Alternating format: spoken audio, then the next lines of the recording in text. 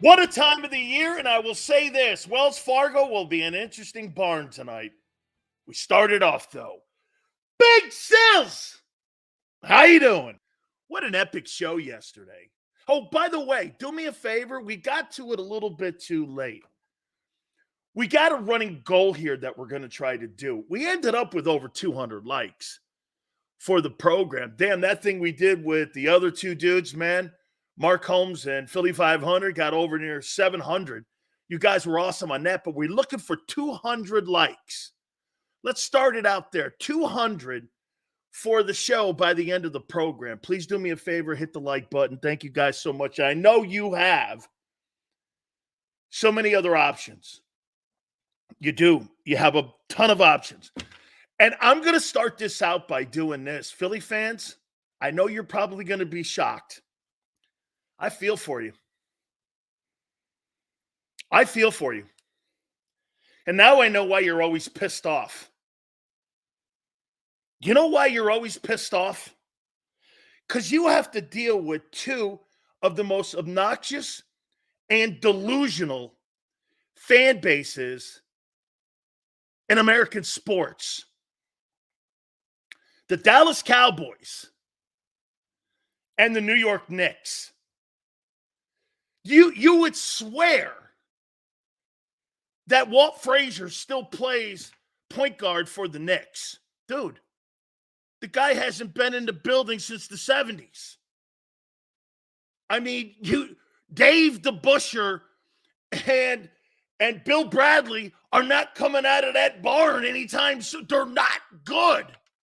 You haven't been good in 30 years since Patrick Ewing. But Knicks fans are now going to invade Wells Fargo tonight. And they're going to be here in the city in Philadelphia. And they're going to elbow their way around Philly.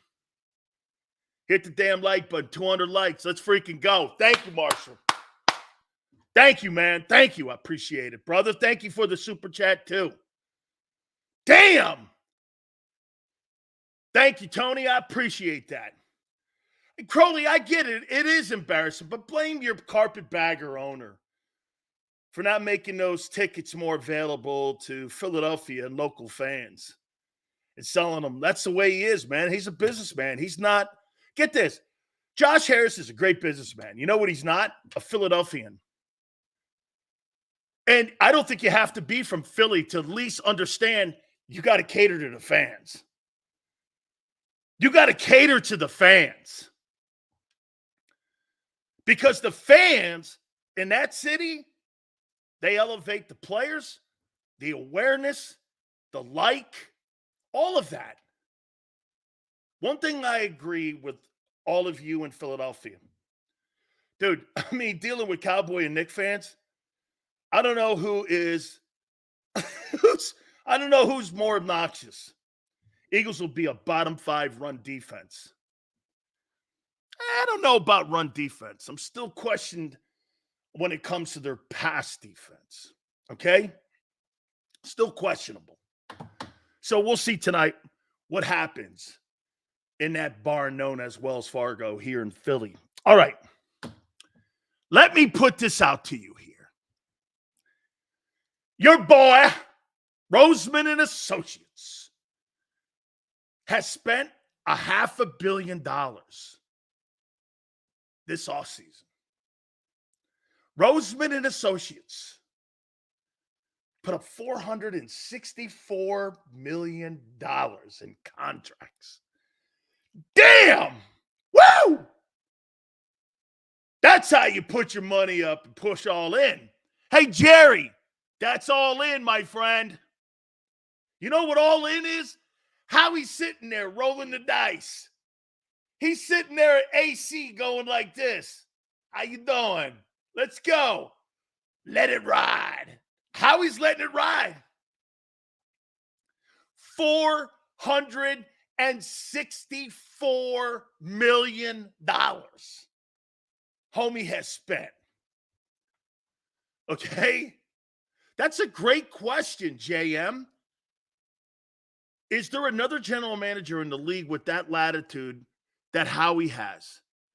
You know what? JM, I think the Rams do. I think Les Snead and Kevin Demoff, anytime they need something, they trade draft picks and they put the money up. I would say the Rams.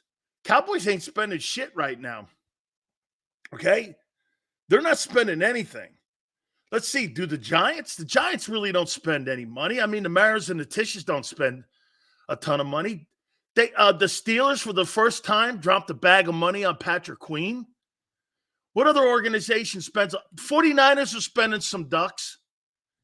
But the Rams and the Eagles, in my opinion, are the teams that spend a boatload. You know, New England, Bob Kraft will spend. Bob Kraft will spend some dough. They'll go out in free agency and spend some money. Okay, I mean, dude, I got to tell you, and the way that Howie constructs the deals, we'll look at those cap hits. And for the record, let me do that right here before we get to the topics here. I mean, Browns cap hits, 5.15, 10.9 in the second year, 16.7 in the third year, 20 in the fourth year, 20.7, 27.6 and 5, and in 6, 29.3. So he back-ended it with 53 in dead cap money. Dude, that's brilliant. This is where, when I tell LJ that guy deserves a raise, he keeps his job not because he's a personnel guy. He keeps his job because he's the best cap management, and he's also the best contract negotiator, and putting a contract together and the blueprint of one for a player that I think anybody in the league. By the way, for the record too, we are going to have Phil Simms at 5:30. I'll ask Phil that question. I think Roseman is, man. Again, personnel-wise, my questions are always there. But when it comes to him being a cap manager and also constructing contracts, I don't really think there's anybody better out there than Howie Roseman. All right. We're going to do something fun today. My preseason top 32 NFL quarterbacks. I also had a conversation with 4 scouts last night. And I'm going to make the comment. Funny you should say that, 304. I personally think that Vic Fangio is the wrong defensive coordinator for the Eagles. And I'll explain as we move on with the show here. But I want to do something here. These are not my takes. And, you know, one thing that I should say, and I don't think Dan Morgan would have a problem. I talked to Dan Morgan, Alonzo Highsmith, Tom Telesco, Carl Dunbar, D-line coach of the Steelers. I talked to Alfredo Roberts from the Steelers. And I talked to, which I won't say, well, I will, Bruce Arians with the Tampa Bay Buccaneers and Jason Light, the general manager. Those guys are all my friends, and those guys have all been on the program. So you know we're not making it up. They've all been here. They have all come on the program. So I asked just Cliff Note questions about the Eagles draft. And by the way, you could tell one guy loved a guy, one guy hated a guy. And it's interesting to get a different perspective. I'm just sitting here and listening to me. I'm not a professional scout. Those guys are. And general managers. Tom runs the Raiders now. I think he was on the program. Dick Xander put him on the program when he was the GM of the Chargers. So when you hear these guys talking about these players, one guy loves them, one guy doesn't. And I think that's why you get a difference in draft boards sometimes when it comes to respected teams. So here's what scouts said about your football players that were drafted by Howie Roseman. Thought it was interesting. Quinion Mitchell, cornerback Toledo. Had 4 intercepted passes in a game this past year. One of the scouts said, I'd give it higher grades and I'd be more impressed if it was against Alabama and not Northern Illinois. And it came up to be a topic of conversation with the guy. His talent was way better than the Mid-America Conference, the MAC. And that was the biggest question mark on him, was the people he played at and played against. Senior Bowl, he looked ordinary to some scouts. I didn't think he looked ordinary. That was just my observation.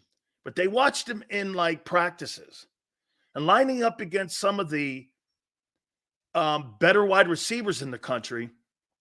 He looked ordinary. So, again, these are just, I named you the scouts and I gave you names. He tested exceptionally well, like highest in his class. I mean, he tested exceptionally well, all the skill set things. And a lot of the scouts were exceptionally impressed with him, with how he tested, especially at the combines and also at his pro day. Marvin Harrison did have a touchdown in that game against Toledo, and it was a 77-20 ass beating. However, that's not an indictment on Mitchell that his team wasn't as good as Ohio State. How many teams are as good as Ohio State? So that's not an indictment on him that they got rolled. But at the end of the day here, the Toledo players just weren't in the Ohio State conversation when it came to being a competitive team. So that's not really an indictment on him. You know what some scouts said about him? Here, and I'll tell you what Alonzo said about him.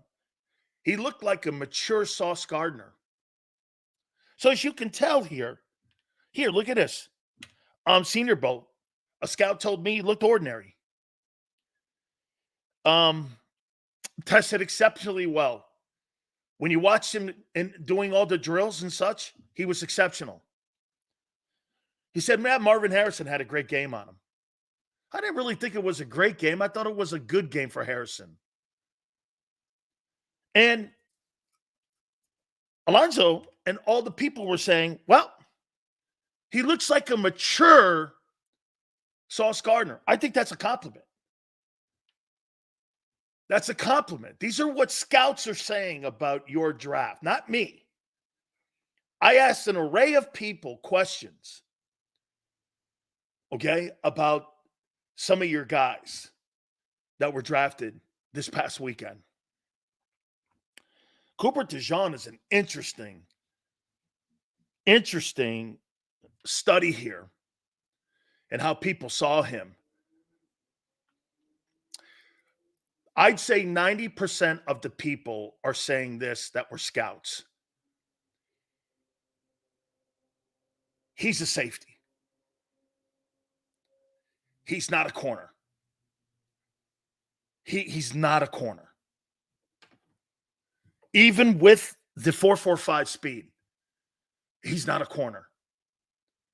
Now, I don't know if he's not going to play. I'm telling you what folks are saying here that are scouts in the league. Now, again, like I said, the Vikings might love him. The Bucs may hate him. The Patriots may love him. And the Rams may kind of be okay on him. So relax. Don't get bent out of shape on it. Let's see him play. I want to see him play. Okay? Here's something. Why do you think that Cooper DeJean, why do you think he was really intriguing to Vic Fangio and to Howie Roseman? Why do you think he was an exceptionally a draw to them, and why they couldn't wait for the next day in the draft to get the kid? What do you think? That's pretty much right, LJ. That's what a lot of people said about him. And I'm going to get to that's a really good take because a lot of the scouts said the same thing that LJ's saying right there. Put LJ up there. DeJean is a Swiss Army knife back there. And he's right. Now, get this. What do you think? Athletic Kyle, listen to this. They played a zone cover defense. That's what you play. You're not a man defense.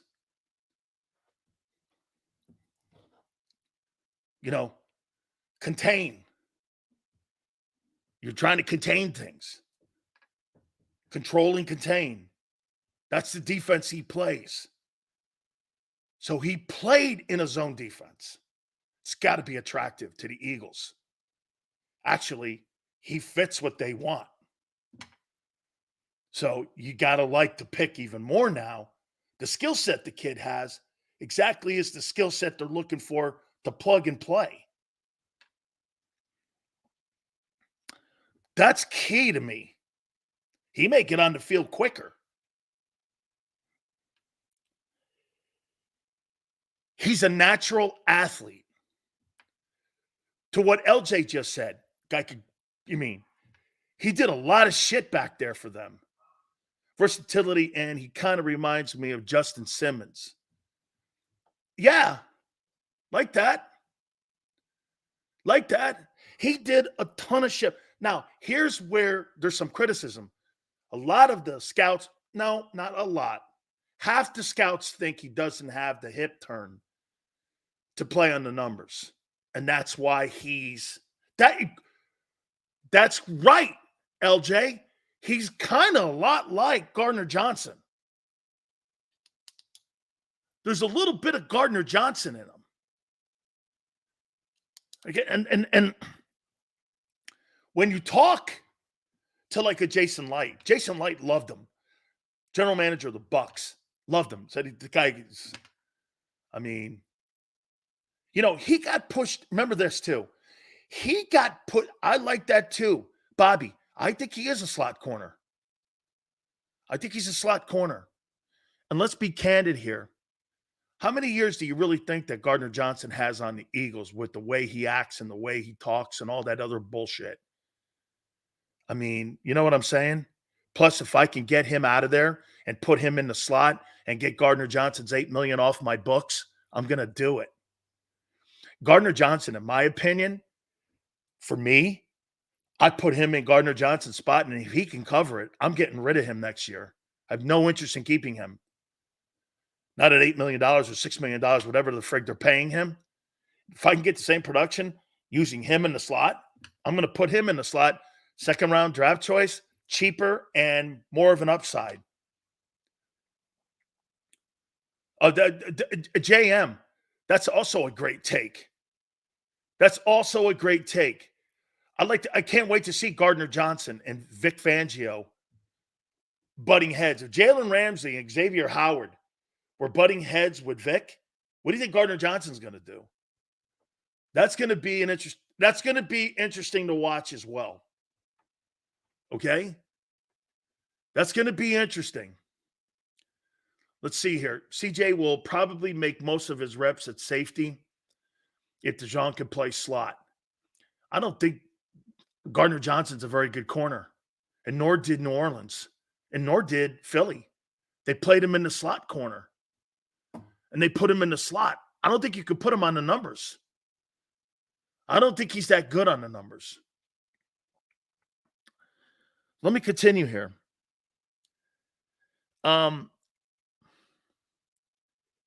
He can't defend really that great on the outside. And that is on the numbers. This is why people, not all, majority of the people, because I don't want to pin him in as a safety yet. I want to see him in action at safety and at corner. I think it's pretty cool that you could potentially have a guy who could play two positions for you and give you pretty – how about this? Do I think he's better than Reed Blankenship right now, the only thing Blankenship has on him right now is experience. But as an athlete and as a skill set guy, not close. Like Reed Blankenship is a cheap man's version of what this kid can be. Okay? I mean, Seals, most players drafted claim they'll do whatever the team needs them to do so they win. DeJean can actually back it up because he has. And I love I tell you what, the one thing that you get with DeJean is that he plays in a zone defense. Okay? That he plays in that zone, which means he's going to understand terminology and technique. And that's not going to be the only thing he'll need to get up to speed on is game tempo. Because I promise you, it's completely different from the college game to the pro game and game tempo. And everyone's great. You know, it's funny. I remember when I first came into the league, and I had this stupid notion that when you played the Packers, who weren't very good back in the day, and you played them, well, they're not a very good team. You get on the field with them, and you play the 49ers, the only difference is 3 players. And you're like, wow, everyone's great. Even the shitty teams. These guys are good, quick, and fast. And your strength and your speed have nothing to do with it because everybody's strong. Everybody's fast. It's really about experience and technique and having those game reps. Okay? Both DBs came from zone schemes. Prince, I didn't realize how important that was when you started talking to the scouts. And the first thing they said, the same thing you just said. Well, the 2 guys, Mitchell and DeJean, were all in zone schemes. That's why they took them. Okay. Well, that makes sense too. That's even better for Howie and his drafting. CD would go for 200 yards and 2 TDs on DeJean. Maybe. Okay. Maybe and probably. Are you under the impression, 304, that rookie corners, unless you're Deion Sanders, don't get beat? That's the hardest position in football to play. Why is it the hardest position in football to play?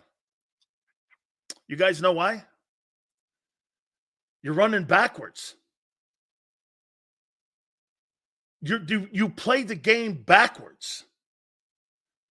You're running backwards. Turn at the last second. Try doing that. Defensive tackle doesn't play backpedaling. Linebackers, to an extent, but you're going down the field with world-class sprinters like Tyreek Hill, Justin Jefferson. I mean, when these guys get an off-the-ball start at you, it's the toughest position in pro football. It's the reason why there's a $20 million franchise tag on that position. There's a reason for that. We do have too many cornerbacks. You can't have enough, especially if you're going to be in nickel. So, I think you're going to see the kid play a lot in the safety position.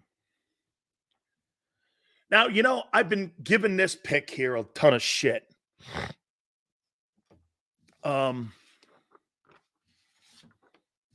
not a fan of the pick, and you know that. It's the Jalyx Hunt pick, edge. I didn't know the background on the kid, though. Houston Christian. I didn't know he spent 3 years at Cornell. He's an Ivy League kid. He's an athlete. Scouts were saying he's interesting. And get this, you know what Tom Telesco said about him? You see why you draft him. You're drafting him on theory. Because when you watch him work out, you see the intangibles that may translate to the NFL. Another guy said he's interesting. Okay? So it's not a pick on production. Here, he only had 9.5 sacks in some shitty league. The Eagles, this is what a scout said. The Eagles took him on traits, not on production. They took him on traits. That's risky. You're assuming. No, JM. Ask a great question. Did anyone dump on him? No, because you know why? They could. This is what, even with the competition he played, he tested out so well at the traits of the position that's being formed in the league today. That's right, Flex. This is an assumption pick. They're assuming all those traits that they see in him are going to translate into him being a big-time player. Do you know the name they were throwing out? DeMarcus Ware.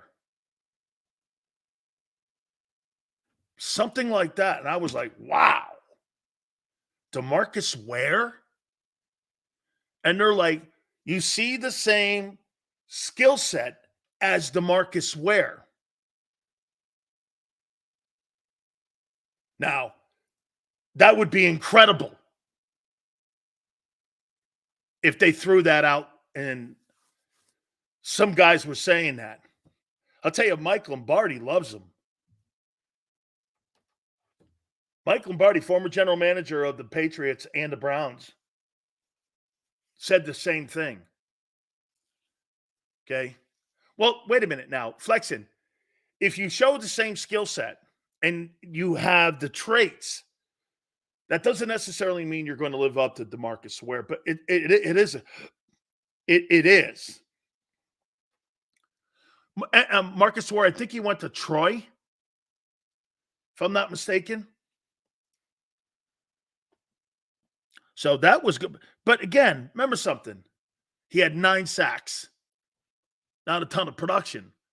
So you're not drafting this kid on anything he really's done in college. You're drafting him on what, and get this, people are going like this. It's a risky pick, but you're looking at assumptions. You know, I mean, you're looking at assumptions here. JM goes, what is most important is who's coaching him. I also happen to think the scheme he's in. What scheme you're in. And I do think Vic had a lot of influence in this, especially on the defensive side of the ball. I do think that he had a lot of influence on the type of personnel that they were looking for. I mean, he's got Reddick tendencies and assumptions. So you know what? Of all the players that I talked to, or scouts and GMs I talked to on your draft picks, no one hated it. No one hated it. They got why they did it. They said that they thought the pick was too high, some of them. Like, they thought 4th or 5th he would have went, not 3rd. So maybe Howie got ahead of that. We told you, well, I know I did, Sills, that he played safety at Cornell. Okay.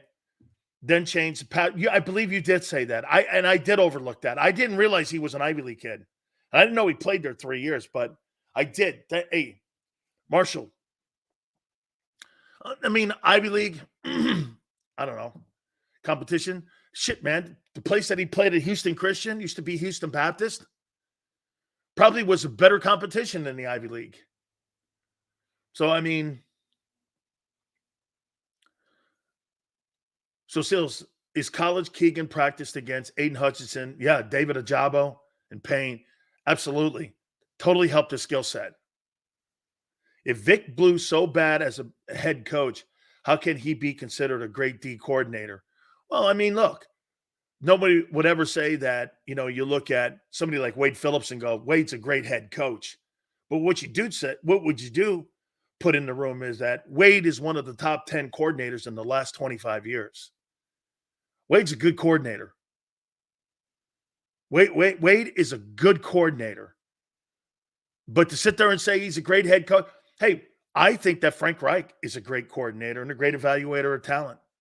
Is he a great head coach? Really hasn't panned that out yet, has it? And some would say, well, look at Josh McDaniel. He had Brady. True. But if you put a shitty coordinator with Brady, Brady's going to struggle. All of it has to work hand in hand. Okay? Seals, if you was the defensive coordinator, what defense will you and would you be your starters? Great question. We'll get to that here. I'll do that, Perez. Seals, Hunt was named the Southern Conference Defensive Player of the Year. I got it. An All-American. He rose to challenge after transfer was Player of the Year. Kid appears to have some grit. Bob, what they're saying is that you know what? Quite frankly, of all the draft picks you had, nobody hated the pick except how high he went. Nobody hated how high. They just were like, well, you kind of got why they did it. Because when you watch him work out and you see him and you see his physical and what he did traits, scouts are like this. I'm going to assume that's going to translate to today's NFL. So it's a better listening to those scouts instead of just me. Has it changed my opinion on him? It's still risky. Third round, I'm not doing that still. But I kind of got why they did it. Make sense? Third round's too high for me. I'm not doing anything on assumptions. I don't like that mentality. Nolan Smith was an assumption. Nakobe Dean has been an assumption. And those three guys have not performed anywhere near what they need to. I don't want assumptions. I want to know a guy's good. He's got a skill. And that skill, does it fit in my defense or not? Yes or no?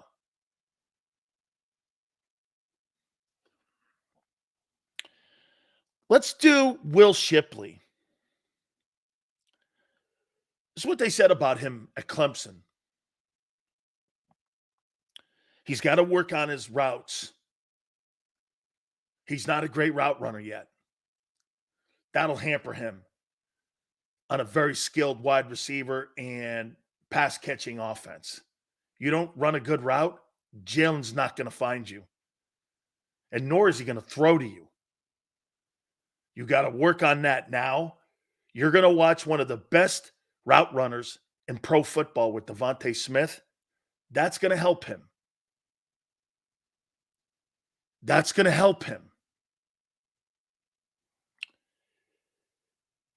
He runs with great strength. You know, for a guy his size, he's not afraid to sit there and, run hard and give you effort. Now, here's something that you got to think about when you're running with Will Shipley in your backfield. Clemson runs the stretch play. And he was formidable in the stretch play. So, I mean, if you're running wide sweeps and shit, this is kind of like your guy here when you're doing jet sweeps. And I agree with you, James. This is not a skill set that Jalen's really good at. And that is throwing to his backs. So I mean, here's something, too, that one scout noticed. This guy tries to avoid contact. And when the contact comes at him, he ducks.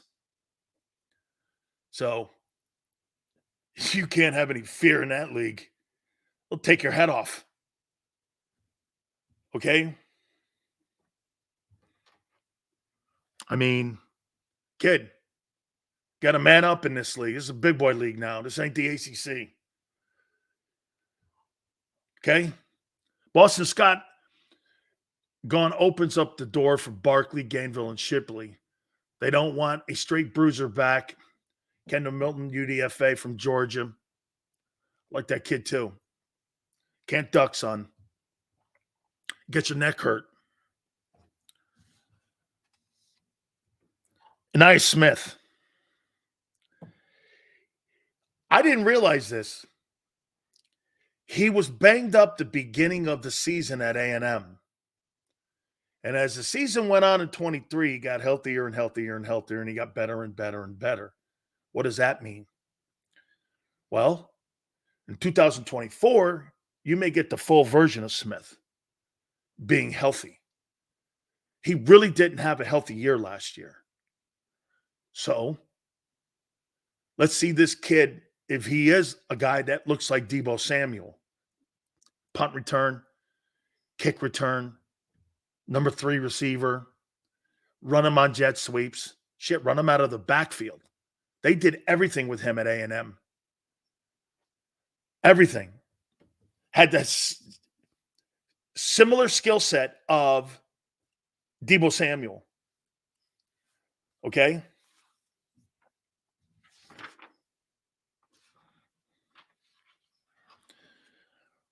Trevor Keegan. You know, I get asked the question, why did he drop in the draft? And I'll tell you exactly what Bruce Arians said. He's a prototype offensive lineman. A little too aggressive. Got to be patient more. But in any other year, he'd have gone in the second or third round.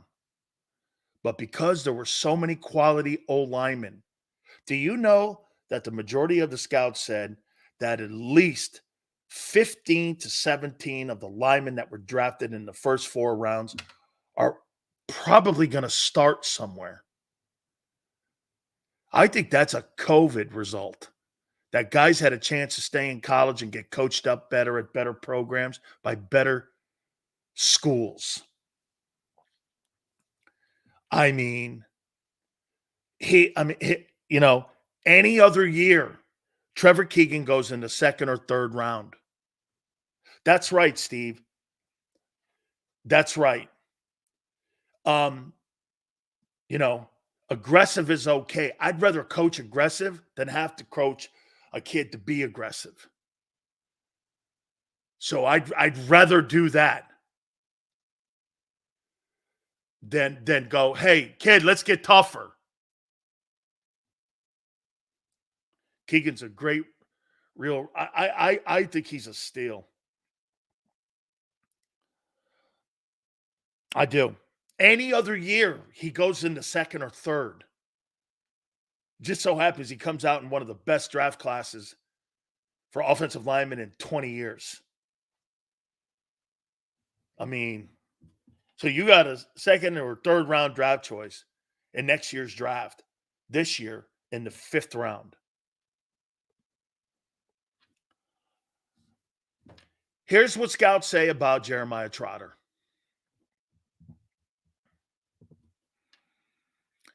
This is I'm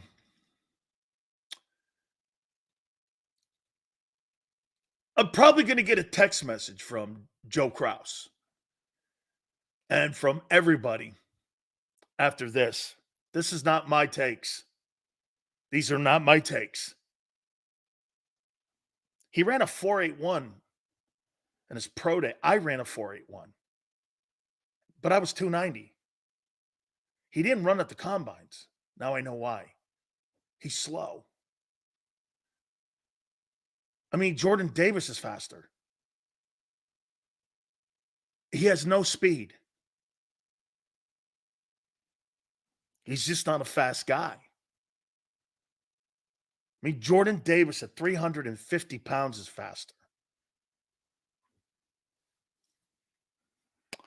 Made a ton of plays at Clemson.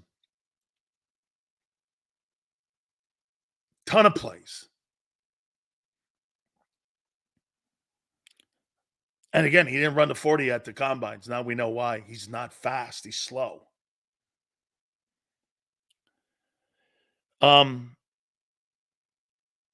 He's an effort guy. He's a total effort guy.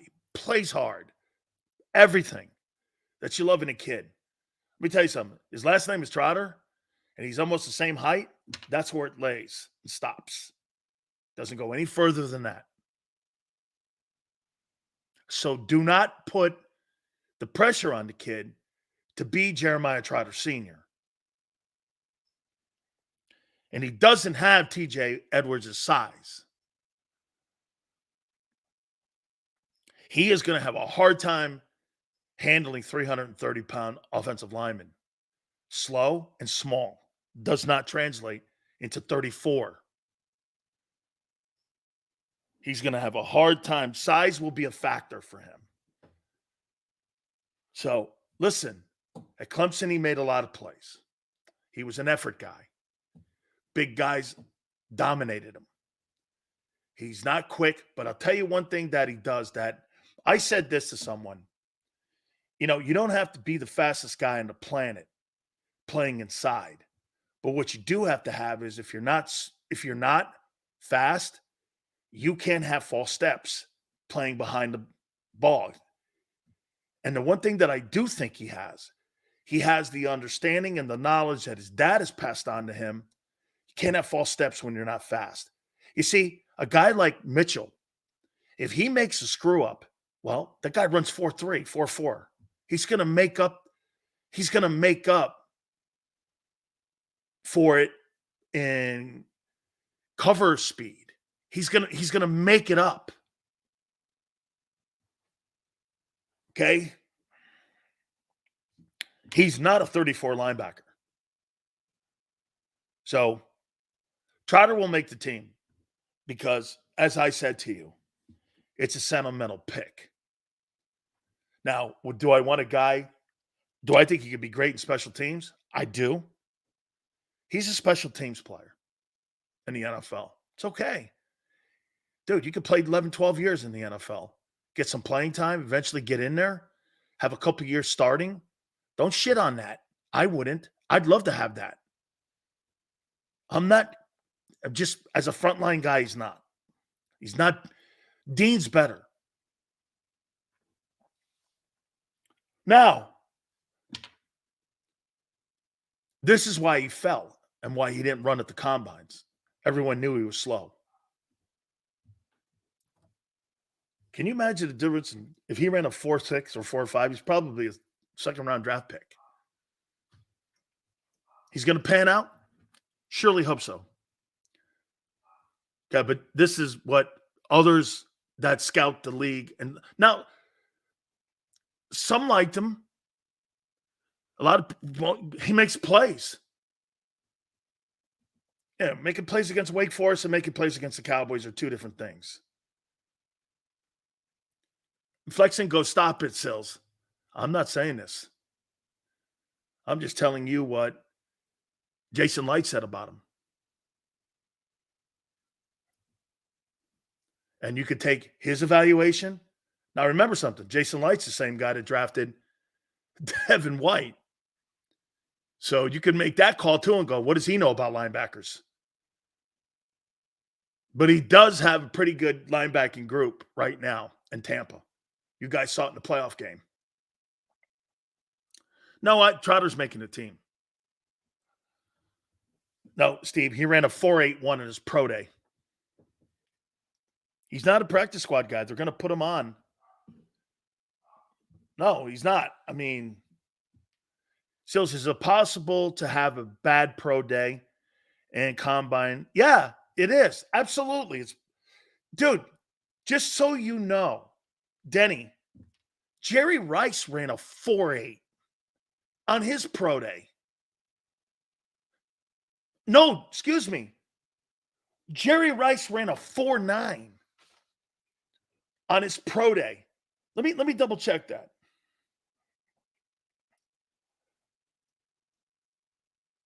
Let me check that. I want to double check that. What did Jerry Rice run in a 40-yard dash on his combines? According to Fox 59, the 6 feet 3 inches Rice. What did Jerry Rice run at his combine in college. According to Sporting News, he ran a 4.81 also. This is the best receiver in the history of the league. Flexen says he's better than Dean. He didn't have a better college career than Dean. It wasn't even close. So where are you making that from? He's better than Dean. Are you trying to say that a guy who won the Butkus Award and was a 2-time All-SEC and an All-American and Trotter was better? He didn't have a better career than Nakobe Dean. He did not. So I don't know what you're basing it on. You're basing it on his last name. And someone goes like this. Stevens goes, Flexen goes, who cares about college? Well, that's how you're evaluating these kids, son, is on their college tape, their combine, and their pro day and their interview. It's part of the evaluation. Who cares? It's how you get paid in the draft. Sills, Trotter appeared to play faster than that. When I watched the Tiger games, kid was always around the ball and not the last one there because he's got great footwork. This year will make or break for Dean. He's out of chances after this. Correct. And they've already started the process of moving on. And Dean killed it at Georgia. He did. And I thought that Trotter was up and down. I thought he had a couple good years there, but not a spectacular. He's not a spectacular player. He's a solid player. Is he worthy of pro potential opportunity at the Philadelphia Eagles? Yes. No one's dismissing that. He got drafted. I don't give a shit what round he got drafted in. If you get drafted, even some of these UDFAs, if teams sign you, bring you in, make you part of their, do you know what's more important, being drafted or being part of the 90-man roster going to camp? Ask yourself that. Wouldn't you rather be part of an opportunity to make a team or being drafted? Hey, put me on that 90-man roster. At least I get swings.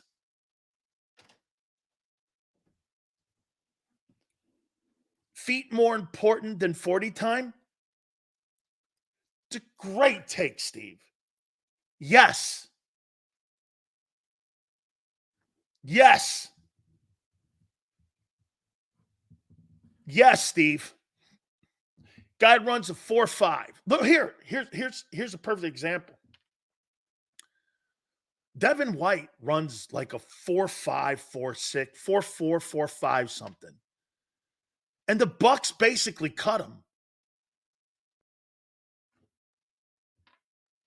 I mean, he had all the intangibles. His second year, he was great. After that, it never looked like that again. Once again, flexing with the nobody cares about college. Well, that's how you get, hey, Caleb Williams got drafted number 1 overall, not because of his painted fingernails, because of what he did in football games. You think you get drafted off of combines? Come on, guy. It's a dumb take. That's how you put these guys in order. And that's how you evaluate. Surely game tape matters. See, to Flexen, game tape doesn't matter to him. He thinks that if you look good at the gym and you're on a beach towel, you draft the guy. So what? He had a great tape in college. To him, it doesn't matter. If you look good on a beach towel, Twiz is going to draft you. I'd rather take a look at a guy that looks great on a beach towel than a guy who looks good on his tape. That's his take. That's your take. Isn't that what you liked with DeJean Sills? Anticipating the play before the play? Yeah, but here's the thing, Hutch. When you're talking about a guy like DeJean, he runs a 4.4, not a 4.81. He runs a 4.4. I mean, he's speed. He anticipates. He's not a corner. He's not a corner, but he played in a zone. So he's going to know what Fangio's asking him to do. Okay?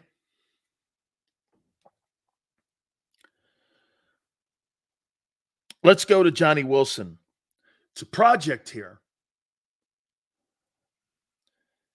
Not super hands, but physical. Practice squad guy, something like that. Give him some reps. Have Jalen throw him the ball. See what he does after the catch. Did some good things at Florida State. Mike Norville liked the kid a lot. A lot of people did. But the drops killed him. So, I mean, kind of killed him a little bit. So, overall, actually, the guy, Jalyx Hunt, Ivy League kid, athletic. I didn't talk to a scout that hated the kid. I talked to some people that did not like Shipley at all, that did not like Trotter at all. Not all hated him. Pretty much everyone was looking. You know the biggest comment that they had about Mitchell, who he played on, and when he was at the Senior Bowl, he looked ordinary. That wasn't my takeaway. I watched those practices, and I didn't think he looked ordinary. But the Monday through Friday says he looked ordinary. And I was like, okay. Lonzo said, you put him up against some of the better wide receivers in the NFL or college football, he looked common. You put him up against Justin Jefferson, that's going to be a different conversation. And for him, that could be an issue.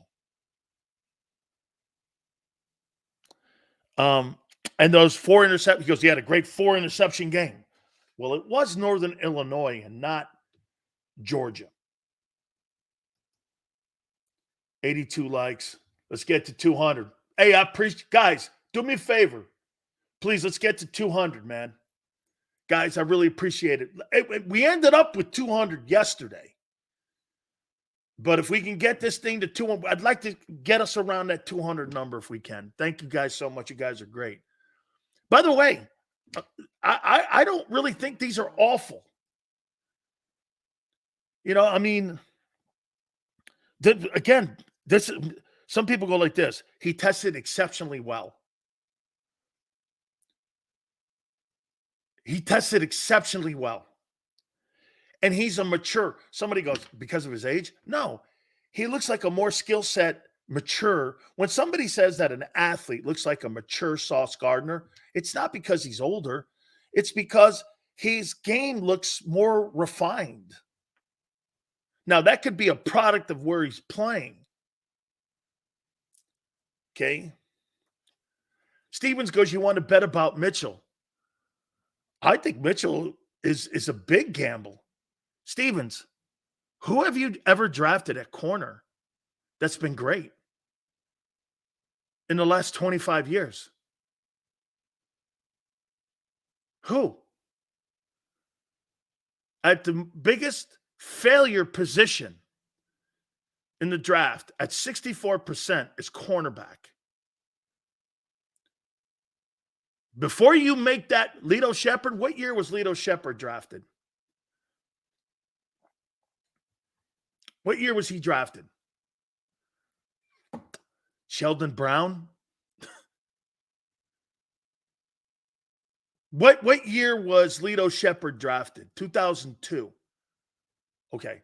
So in the last 23 years, you haven't drafted anybody since Lito Shepherd. All right. Howie's not. Howie didn't make those picks back in 2000. That's Andy Reid and Joe Banner.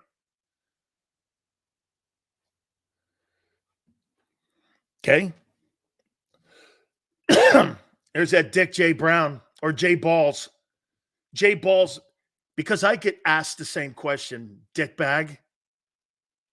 That's what I get asked from different people. Relax, kid. You don't like it, leave. No one's telling you to stay, J-Bag. no one. And Jay goes, Sills lives in the past. What past? Your past is your future, especially when it comes to drafting.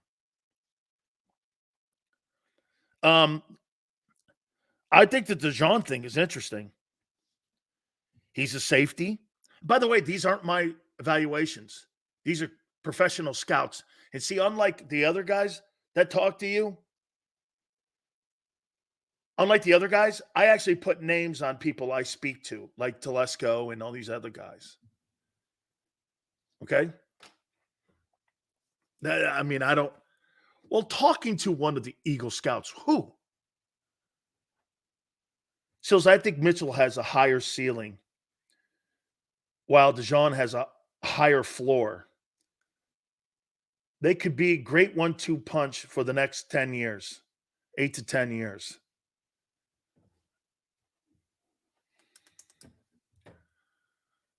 Sills, how about you break down some film and show us your take on what you saw with our draftees? I did that on Monday.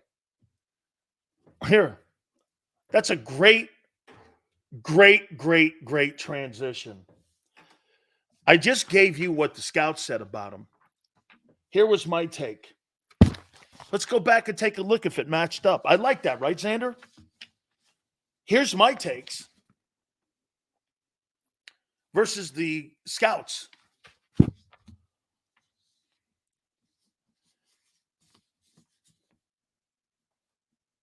Yeah. I had Quinton Mitchell the 7th best prospect in the draft because of his athleticism.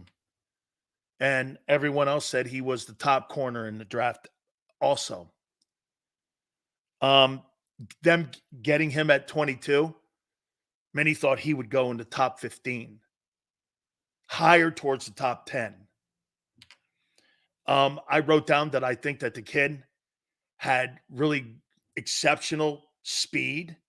He was an athlete. He was a Gumby. He was big. He tested exceptional. That's pretty much what everyone said about him, that he tested exceptional. Now, I am different. I saw him at the combine, not the combine, but at the Senior Bowl. I thought he played well in that game. They're saying he was at the Senior Bowl. He looked ordinary. They must be talking more about practice and his practices, because it was two-a-days. When you go to the Senior Bowl, it's more two-a-days. Okay? Yes, it is. I watched all these guys have a highlight reel.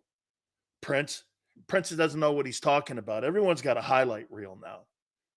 And what a lot of agencies do, they put out highlight reels on potential prospects that are going to go into the NFL draft. And all you have to do also is go to NFL.com. And what they have is little snippets of players on what they did a year ago and draft analysis by people from NFL.com. It's very simple. All you have to do is Google it. No, you don't. Stop it. Why wouldn't you? Oh, it's there for everybody. It's not hard to access. Okay? Hey, I like how some of you just come in here just to, I don't know. I mean, I don't even think you're listening to what I'm saying, so that's fine. If you want to come in here and just, stand on a hill here and wait for me to acknowledge you, I could do that some other time. We'll set up another show for that. But that's not what, I mean, I'm actually getting tired of that. I'm going to stop doing that because I'm not doing that anymore. My time is worth more to me than sitting here and acknowledging JB sitting in his old lady's basement with no drawers on and flip-flops. You know what I mean? And he's got a Raggedy Ann doll in his hand. It's good. It's good. This is what I wrote about DeJean. I think he's to what LJ said, I think he's like a Swiss Army kind of guy. You could put him in special teams. He's a muscular kid. He's smart. He's more of a safety. You could put him in punt return. He's fast as hell. All that. Sills, you know you like a good pair of flip-flops. I do. I won't lie. Okay. I do. Whitehead Reed? Not quite. Come on, Denny. Okay, come on now. I'm not a fan of Jalyx Hunt, but everybody I talk to is. Everybody I talk to is. So it looks like I'm the only one on an island here with that. Okay? LJ defended Sileo? Hold on. Wait, sorry, I got to stop the show. May 2nd. May 2nd, LJ defended Big Sills. Sorry, LJ, hang on. Hold on. I gotta write that down. LJ defended Big Sills. May 2nd. Let me put that in parentheses. And I'm going to remind him of it. Hey, you did defend me.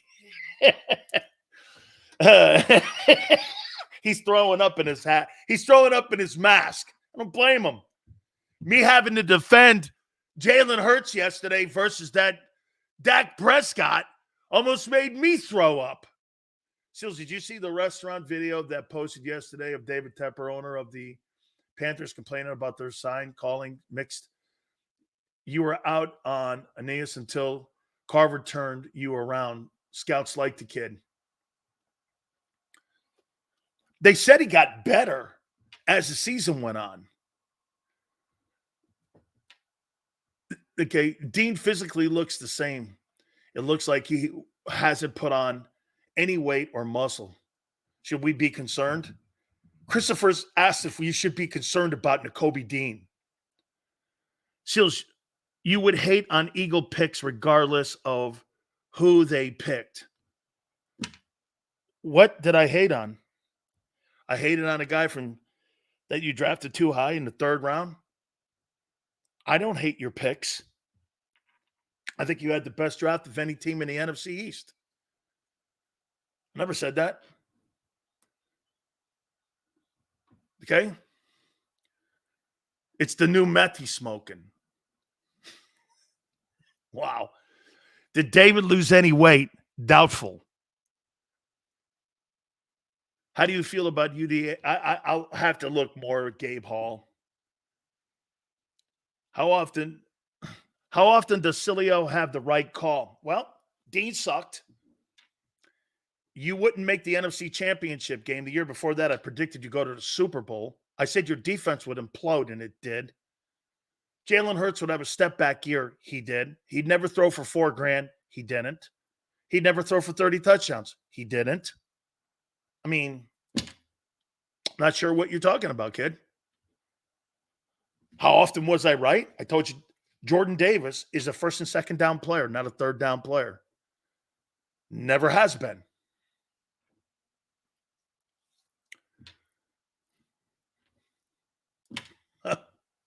I told you your coordinators that you guys were talking about. Remember, Xander, remember what people were saying? Sills, he's Jalen's best friend.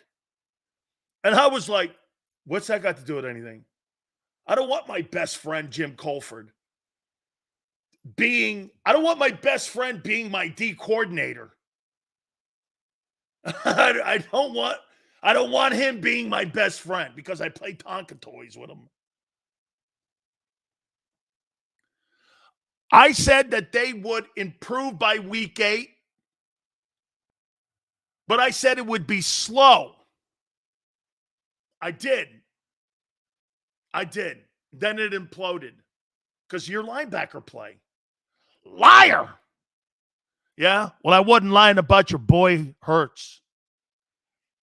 I wasn't lying about your boy Hurts. Crash and burn, crash and burn. It's like Steve Austin, a $6 million man. We can rebuild them. We're hiring Kellen Moore. I hated that yesterday, that I had to sit there and listen. And I had, because I don't like the 2 coordinator hires, but we'll see in September. We'll see. Now that leads me to my next topic. How many people like the Vic Fangio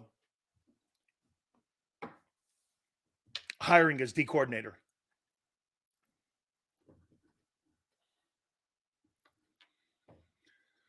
How many people like it?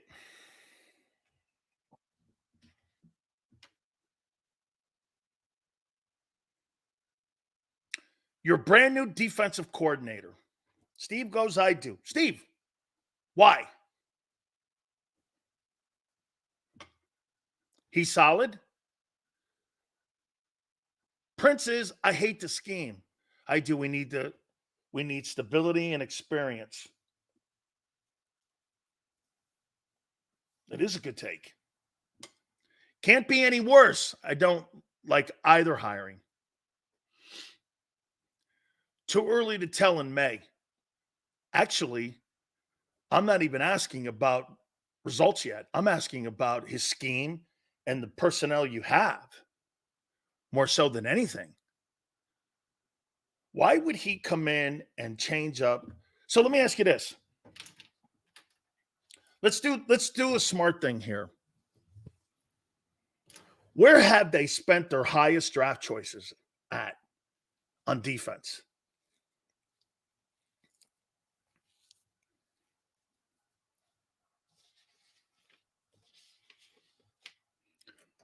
What was Josh Sweat? 4th round? Was Sweat a 4th rounder?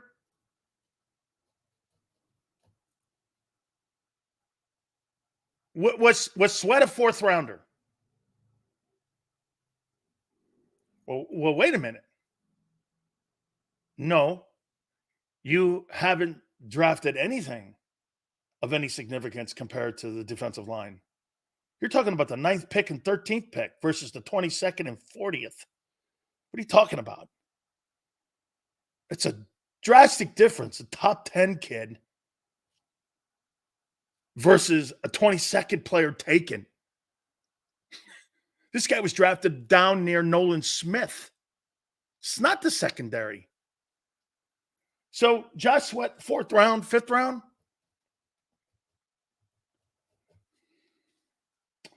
First round, Jordan Davis.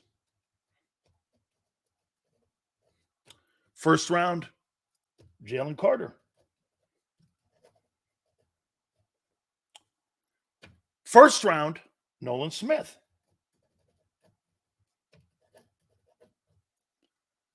I like it. Culture change was needed. I think Fangio installs that. Wrong system. Even Brandon Graham's still on the team, 1st rounder. So you have 1 4th rounder and 4 1st rounders in your defensive line. Let's take a look at your linebackers and what you've drafted. Jacoby Dean, 3rd. Who else? You have no equity in your linebacker core. Let's take a look at your secondary. Who have you drafted at safety? Reed Blankenship's a free agent. Sidney Brown? Who else?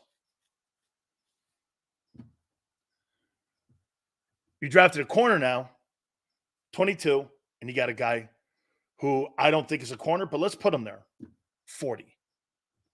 Trotter, 5th. So you got a 3rd and a 5th rounder in your inside linebackers that you drafted. And in your defensive line, you've got a 4th and 4 1s. Why are you going to a 34? Your better players are in your front, not in your linebacking. And you're undersized. Why would this guy put a scheme together when you don't have the people yet? Help me make that. You know what they said about it? Get this. So a guy like Trotter is going to struggle with a 330-pound OG on him. He doesn't have the luxury of having a tackle, defensive tackle in front of him to keep those guys off him. He doesn't have that luxury. And God forbid Jordan Davis doesn't play the nose well. You'll be the worst run defense in pro football, like 304 said. This comes down to that nose, too. Davis has to be a stud like Villa down there. The NFL has become a pass-heavy league. He's right. So his scheme could be successful with the right players. Even though I hate the scheme, we are DB heavy. And I thought D-line heavy. Hey, Prince, if you're going to run that scheme and you're not going to blitz and you invested all those first-rounders in your front, what are you doing? Going to a three-man front. You're going to sit a first-rounder, right? He's been involved 3 years and has his guys. I keep telling you that, Sills. You think these are his guys? Every single one of those linebackers he has are undersized and can't play the run. If you're going to play a 34, your nose has to be exceptional. Or I won't throw the ball on you. Why in the world would I throw the ball on you in that opener if I got Josh Jacobs and I can just run the ball at you? Why? And being third and short the entire game. And have Jordan Love only throw 25 passes, run the ball 35 times when you can't stop the run with 3 guys versus 5 guys, and you're counting on Jordan Davis to be the run plug stopper. That's still a debate if he can play that position, let alone Milton Williams. Do you understand? I don't have to throw the ball on you. Are you going to bring those linebackers and corners up a little closer? No. Why? He plays zone defense.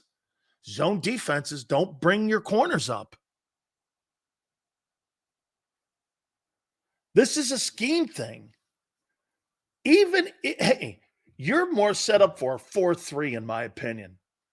That's why I think that him coming in here and putting a 43 in or 34 in and not going to the forefront that they had a couple of years ago and played out of a bare front many times. If you're not going to bring pressure, he's not. It's not what he does. You don't have Roquan. Like, look, who's that big horse Baltimore has in the middle? And look at their triangle. It's called a triangle. James, follow me here. Who's that nose guard that the Ravens have? Who's that nose guard they have up there? What's that kid's name? And look what they had last year in the triangle. Triangle's a nose and your 2 linebackers. This is how this looks. This is the heart of your defense. Right there, what I'm showing you right here. This right here is the heart of your defense. There's your nose and your 2 backers. Michael Pierce. Okay. Sills, man, the draft is luring everyone into a false sense of security. They are luring. Clown Sirianni's still here. Eagles missed the playoffs. A defense is going to hurt. Clint Hurt can get this together. If anybody can, it's him, along with the help of Vic. I don't think Vic is not set in stone running a 34. Could be a variation of nickel, Steve. Could be is going to run a 34-43 depending on who we play. That could be too. But remember this. You got that kid Pierce in Baltimore. A pretty good run stopper. But last year you had Patrick Queen and you had Roquan Smith. That's a far cry from the Kobe Dean and Devin White and Jordan Davis. It's not in the same room. That's not in the same conversation. It's just not in the same conversation. Or like even last year, the rookie linebacker, along with the other one that they just gave a contract extension to in Tampa, You got Vita Vea in the middle, and you got that. Look at their triangle. Look at your triangle. Terrible linebackers and a suspect nose who hasn't played that position yet. So teams are going to attempt to run the ball on you first. They're not going to throw it. They're going to run the ball. Because remember, control and contain is Vic's mentality. He doesn't want to give up the plus 25 play. He doesn't care about giving up chunks of yards when it comes to running the ball. The question is going to be, can they sustain that? A team like Green Bay, like the opener, when you play the Packers, I think the Packers O-line's not great. I think it's a great matchup, actually. Bakhtiari is no longer there. They had to draft a kid, if I'm not mistaken. Green Bay, didn't they draft a kid in the first round? Or did they get that? Who did Green Bay get? Yeah, they got the OT from Arizona. They had to because they had to replace Bakhtiari. I don't think their old line is sensational. So it could be a decent matchup. But you're going to go to a 34 that you haven't run really when it comes to teams that are going to attempt to run the ball. And you fell apart last year because Patricia's scheme was terrible. A lot of that had to do. Seals, did Georgia play at 34? That's a great question, James. I think it was a variation. Kirby Smart's he's a pretty good coach on that side of the ball. I think it was a variation with a bear at times. And when they got into nickel, they put 4 down. I think it went 4 down on nickel and 3rd down, if I'm not mistaken. And I think that lined up over shades when it came to 1st and 2nd down. It looked more like a 34. They had a lot of good-looking linebackers down there. And it was kind of a chameleon defense, I think. If I'm not mistaken, if I look at that Georgia defense, it's kind of a chameleon defense. You know, if things in the game are going well, they go 43. If, players are getting open in the passing game, they'll start to do a little more 34. They got so many versatile players at Georgia. They can mix it up on you like that. And maybe that's what Vic is going to do here. Mix it up on you. That's why he's got Josh Sweat in the second team. Maybe Sweat comes in on a 4 down and he rushes the passer. Senor put up some really great numbers where, last year, Josh Sweat almost had 900 snaps. The next closest guy was 480. This guy played like 2 seasons almost. It's a ton of snaps for somebody. Sills, what do you think of that guy, Keegan? I love the pick. It's my favorite pick of the Eagle draft. It is. It's my favorite pick. Hey guys, please do me a favor. Please hit the like button. I appreciate it very much. We're trying to get to 200 likes. Thank you guys, please. When they have Fangio, the number one priority should have been playing to Jalen Carter's strengths. 34 hurts him. Yeah, because you know what? And Anthony, to your point, now he has to set the edge instead of just getting up the field on a 3 technique. It's a great observation. It is, because now when you have these defensive ends in a 34, what's your biggest – what my biggest fear would be in a 34 if I played a defensive line is giving out my outside shoulder. Team's running wide on me. Man, that's a cardinal sin. What you want to do when you're an end and you play in that 34, you'd rather have – and teams are going to try to run the stretch play on you. You want to make sure you keep this hand, your outside shoulder, free. When you're playing out there, you want that outside shoulder free. Why?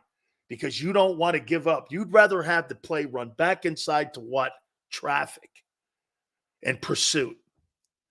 You get your pursuit running.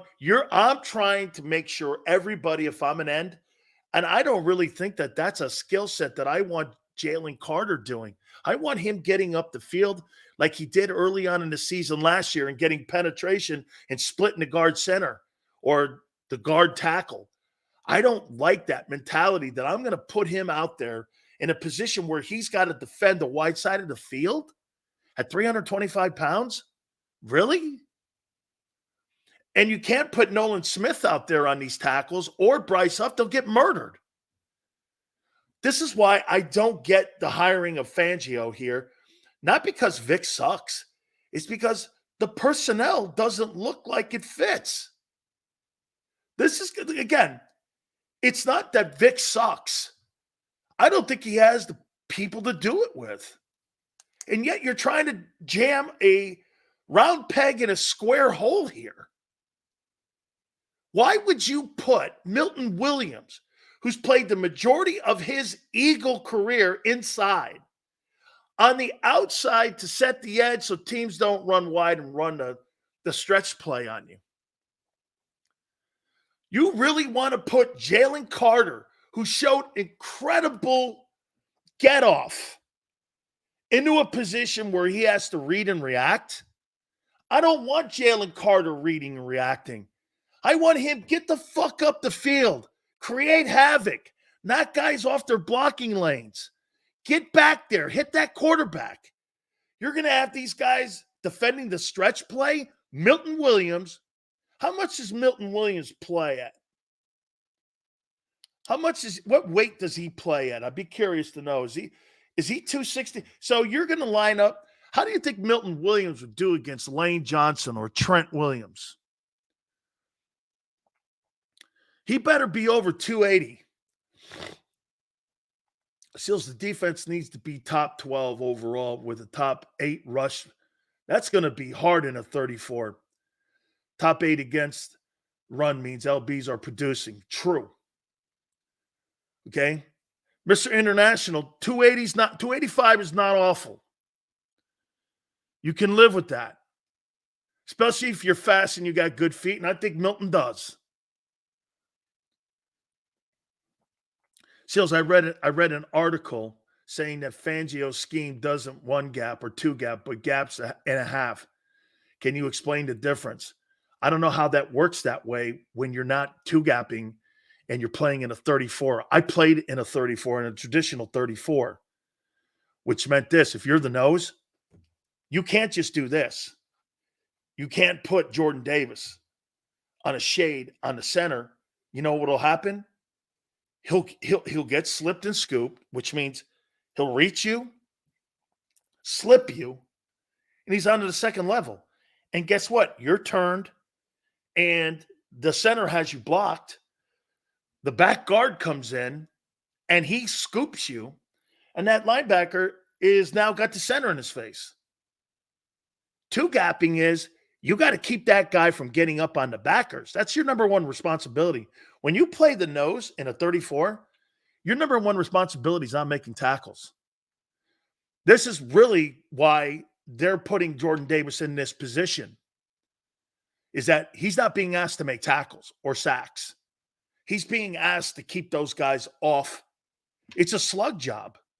Now, if you're great at it, you could have a Hall of Fame career like Vince Wilfork. Don't shit on it.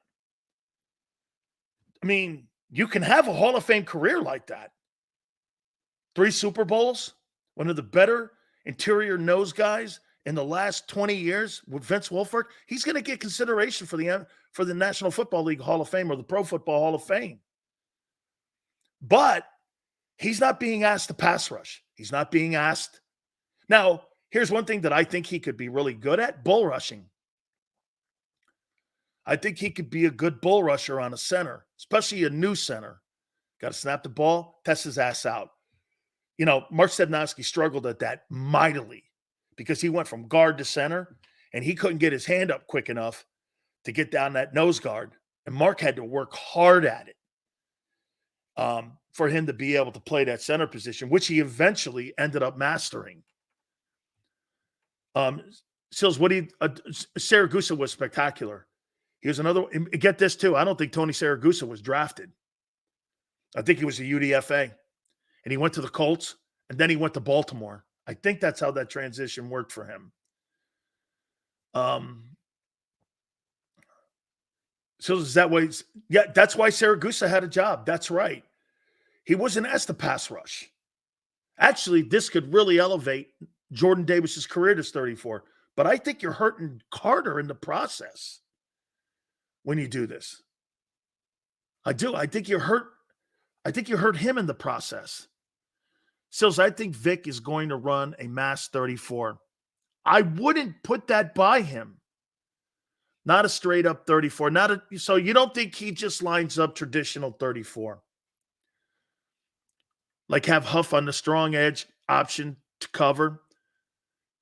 David, Carter, Milton, Williams on the other edge with Nolan Smith. Whew. A lot of question marks though there. But I'll tell you this too, Senor, let's be positive here. You put Nolan Smith in a different position. You put him in a different scheme. I'd be an asshole to say that that wouldn't be something that I'd want to take a look at. Maybe Nolan Smith was in a different and not in a scheme that fit his skill set a year ago. Can that show that a player is not good if he's in a bad scheme? Absolutely. I told you the story before about a guy. Do you guys remember Burt Grossman? I even think Burt played a little bit of Eagle football for you guys. Do you guys remember Burt Grossman? I think Burt played for the Eagles a little bit. I played with the Chargers, and he went to the University of Pittsburgh. Okay? He went to Pittsburgh. And Burt told me something real interesting, and I hadn't thought about it. But then again, guess what? Remember when Rich McKay came on? Okay? Remember when he came on? Well, Grossman said this to me. He goes, my first 2 years in the NFL, I had 10 sack years. Burt was a first-round draft choice. And he played in this 34. And he was, played in a forefront. He had 20 sacks. Bobby Ross comes in. They went to a 34. And guess what happened? He went down to 3, 4, 2, was never productive again. The scheme didn't fit his skill set. Rich McKay came on here and says, we screwed up Sileo. Sileo was a one-gap tackle when he was at Miami. He wasn't a nose guard two-gapper. I'd never two-gapped in my life. I was a fast kid, quick off the ball, quick first step guy. That's why I played for Jimmy. Same as Jerome. Jerome didn't two-gap in Philly for Buddy. He got up the field. We know how many times you hear Seth Joyner come on the program and do this. He would turn to Seth and go, I'm gone. You know what Seth means to Seth? Seth's got to cover two gaps. He's got to cover the A and the B gap. Seth would go, shit. At least he told him. But Jerome gambled all the time and would run around blocks. Why is that important? To run around a block every now and then. You know why? You know why that's important? It's important to set people up. They tried to turn you into Jordan Davis? Yeah. A two-gapper. Jordan Davis, to me, and Jalen Carter, it's more Jalen Carter. Jalen Carter, the reason that he got worn down by the end of the year was Matt Patricia's fault. I'll say this to you right here. Jalen Carter is projecting to be, and he was a slam dunk defensive player of the year. Do you know who fucked him over the most on him winning that award? Matt Patricia. When I was told that when Tracy Rocker told me, when they made that switch, those two guys were told to two-gap. And after that, they got worn down and the yardage on the ground went up. Did you notice it? Well, you got a rookie who's at week 12 when you're doing this. This shows you the incompetence of Howie Roseman, Nick Sirianni, and the organization and the analytics guys. Not to look at Jalen Carter and go like this. This kid's projected to win the Defensive Rookie of the Year award. What they did to him at the end is criminal. He was producing for you. You took all of his production away from him and asked him to be a slug. Two-gap to keep him off the backers. And at the end of the day, they couldn't keep him off the backers. That's why your run yardage was starting to escalate to 135 a game. absolutely atrocious. And the mentality of putting guys in position to fail was that right there with those two defensive tackles. You didn't have the Mike to do it, and you didn't have the two tackles who were worn down by then. Hey, Sills, if we had Steve Wilks as our DC, wouldn't it benefit the younger guys like Davis and Carter to fit their aggressive style? Yeah, those two guys are aggressive. I'm telling you guys, Jalen Carter, do we not agree? Jalen Carter, week 12 in the National Football League. Was he the slam dunk rookie of the year defensively? Was he not? I didn't think it was. I thought Will Anderson was really good, but I thought Carter was better. Shit, the kid Devin Witherspoon was right there too. I thought it was those three guys, Gonzalez early on when he was up in New England before he got hurt.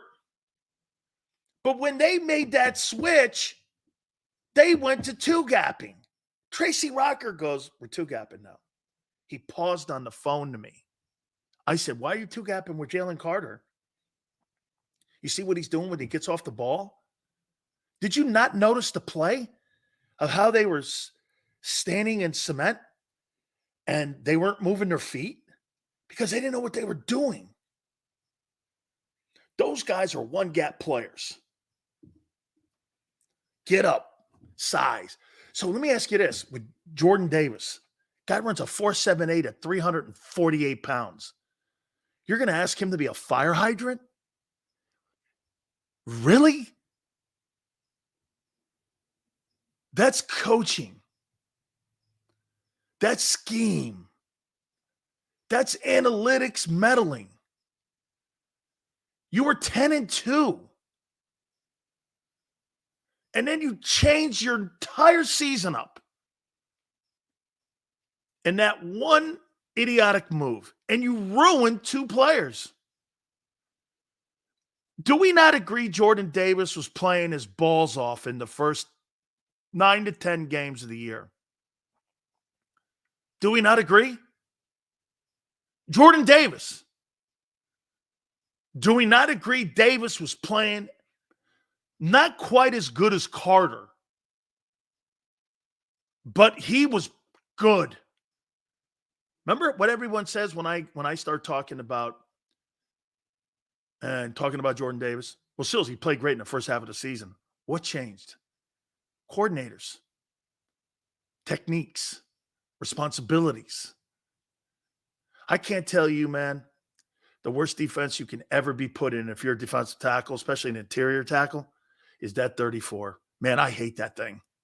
Maybe I'm biased because I couldn't play it. And I didn't. How about this? I didn't want to play it. I didn't want to play it. Man, when I played at Miami with Jimmy, by the way, Jimmy won 3 Super Bowls with that 43. It was the defense that they ran in Dallas was my defense in Miami. They didn't change nothing. Those defensive tackles got up the field. They weren't playing to hold guards off for linebacker. Hey, can you name the linebackers that were on those Dallas teams? You can name the front four, though. Can you really name the linebackers? Ken Norton Sr. or Jr., I mean? Who? That were on those teams back then. It was more about the front four and the cover guys. Stevens goes, Jordan Davis played 30 games. I actually played 12, and I still have more tackles than him. How's that for you, kid? How's that for you? I got 26 tackles. How many does he have in his career? Let's take a look at that. Oh, and by the way, I have the game, and I've posted all the game sheets from NFL Game Day. So don't believe everything you read on the internet. I have the game day from the National Football League. Okay? So don't believe everything you read, kid. Okay, and I'll post them for you later on my show. Let's see here. How many tackles is that guy on? Let's see here. Thought I saw something here too.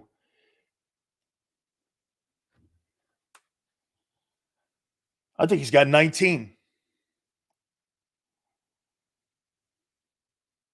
I think he's got 19.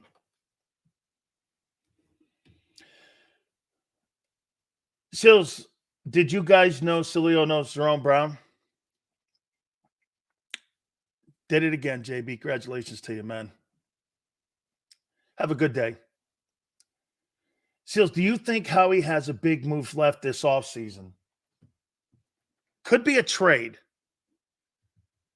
Could be a trade.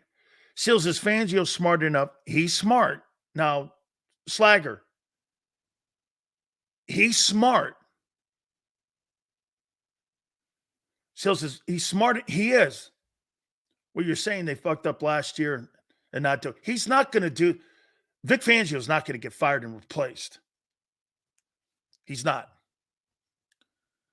Let's see here. So, no, I don't. Jalen is a 22 in the pocket awareness. That guy's scared of the pass rush. I don't think he's scared of the pass rush.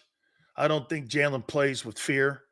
I think Jalen plays with apprehension on what he's being asked to do. Seals, I'm hearing Hendricks wants out of Cincinnati because he wants a new contract. And maybe if he bitches and moans and cries the same way that A.J. Owens did, maybe he gets his money. But I doubt it because it's Zipper Brown.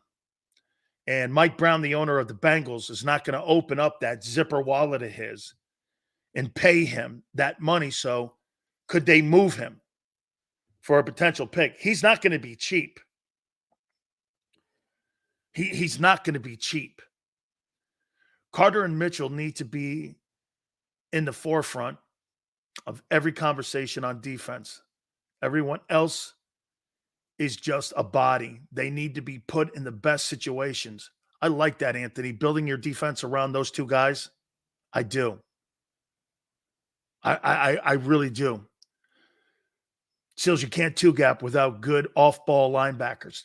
Amen, James. James, that's why the Ravens were so good at it. They had two outstanding linebackers in Patrick Queen and also in Roquan Smith. Seals, with the two draft choices and the return of Gardner Johnson, do you think the Eagles can finally make the secondary a strength on this defense? I'm telling, hey, Umberto, you know what I really liked about listening to what the scouts said about your draft picks? They were zone cover guys. They were zone cover guys. So that's exactly what control and contain kind of stuff. That's exactly what they're talking about. And so personally, I think that the Cooper DeJean kid is going to be a safety. He's going to be a safety. Maybe Howie can pull a trade with the Bengals and Hendrickson. Duke Tobin and Howie are excellent friends from what I'm told. That was all Matt Patricia Sills. Hey, Sean, you know why? Think about this for a second. Sean, think about how bad it must have been. Do you remember the sequence on how that played out when he got named? What happened do you guys remember what happened that Friday when Patricia was named the coordinator and they went to that screwy ass two-gap defense? And do you remember what happened? What happened? Then he goes, what's our guest today? Phil Simms, 5:30. You guys remember what happened that Friday when they made the change that week, late in the week? Do you remember? There you go, Cosmo. Cosmo's got it. Slay went in for an arthroscopic surgery that he could have did in the offseason. Remember what he said? It was just to clean stuff up. He didn't want to play for him.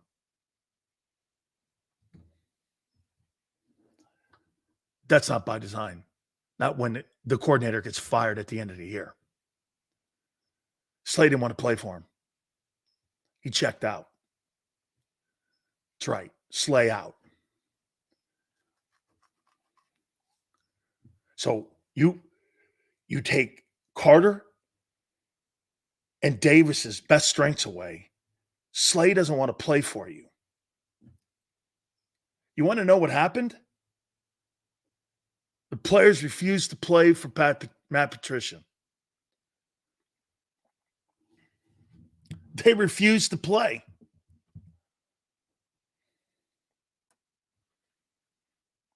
They refused. And the rest of the defense then checked out. You're right. Because, brother, if I've got my top corner and I've got defensive linemen that are getting murdered in the run, what am I doing? Nobody played well. And that's why that thing went downhill. The coaches screwed that whole season up. It was really, the players have to be held accountable too. But I think we're figuring out now what happened. We're figuring out because they took players out of position. Look at what they did with, look at the tea leaves here. Reddick bitched because they were dropping him in coverage and not rushing him. Carter and Davis are asked to two gap. And Slay and Bradbury were asked to do the two things they couldn't do. Even Gannon knew they couldn't do it. And that was play press coverage. Jesus criminy. I hope Vic's not going to fall in that same thing where we're going to tell you to do something. And if you don't do it, you're out, no matter come hell or high water. Because that was a front office decision to do all those things last year. And this is the frustrating thing that I talked to you about if you are a Philly fan. And if you are an Eagle fan and you're a fan of that team and you're in Philly and you're around the area of Philly and you see all this, you're dropping Hassan Reddick. Get this. You think there's any coincidence that you took Jalen Carter and Jordan Davis out of their skill set strengths and playing one gap? Then you take Hassan Reddick out of his skill set strength, which is rushing the passer. Then you take Slay out of his skill set and his strength, which is playing center field. You ask him to press cover. That's why they traded him in Detroit, and that's why Patricia traded him. Because Patricia knew he couldn't play press, but he asked him to press in Seattle. Jesus criminy, man. Every single thing that they did to that defense was self-sabotage. It can't be that difficult for your Philadelphia media to get their heads out of their ass and know that that was a Howie Roseman, it was a Nick Sirianni, and a Jeffrey Lurie fuck-up.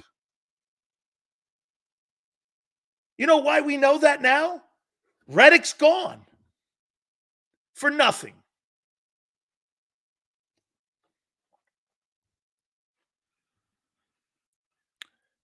Don't put, and now you're bringing a 34 in. I did this last night. I'm going, man, if I want Jordan Davis to use that. So get this. You know that thing that you guys saw him do, one of the most remarkable plays I've ever seen. You know what that is? You had Bradbury, Devontae, playing press coverage. It's right, because Slay didn't play. You know the most impressive thing was watching Jordan Davis run Josh Allen down and pull that dude down like it was an ox chasing an antelope. Just pull that big 6'6" kid down by his scruff. That was one of the most impressive plays I've ever seen for a big man. Run like that, never the same. Why? You wore his ass out two-gapping. How dumb are you? I'm resting that guy. If I have to put that guy on the bench for 25 plays and put him in a one gap and then rush him up the field, and he gets me, get this, 2 plays of him at 10 plays is going to get me a sack. 30 plays is going to get me no production. He's just not good. He's just not enough stamina in the kid. He's a big man. This guy's closer to 400 pounds than he is to 300. Okay? I mean, they got fool's gold in the first half. Why? They were one gapping him. Shit, Jordan Davis. Did we not say this? Man, Jordan Davis, Sills, you're going to eat crow here. I was going, shit. Then when Patricia got the job, It was, and then when Tracy goes, hey, Sills, gave me a call, and I showed you a picture. Me and him were teammates. And we're two-gapping now. I go, two-gapping? It's a 1980s defense. Yeah, Patricia's got it now. I'm like, what? He's like, we're two-gapping. You're two-gapping? Those kids are going to run out of gas in week 13, dude. Look at them now. Sure enough, 128, 135. Team started running. That run total up on you. Patricia destroyed the season. Says, I wish Jerome, my favorite all-time player, could see Carter. He'd probably look at you and say, wow, is that me? Not yet, but soon. Thank you, Morgan, for that. And everything you just said is absolutely true. He's got the same skill set. And I said this on draft day. He's got the same skill set things. Quick feet, quick hands, strong, can bull rush, rushes up. Not in that 5 technique, though. You would never, would you, how about this, Morgan? Would you put Jerome Brown in a 5 technique and put him out at end instead of Clyde Simmons?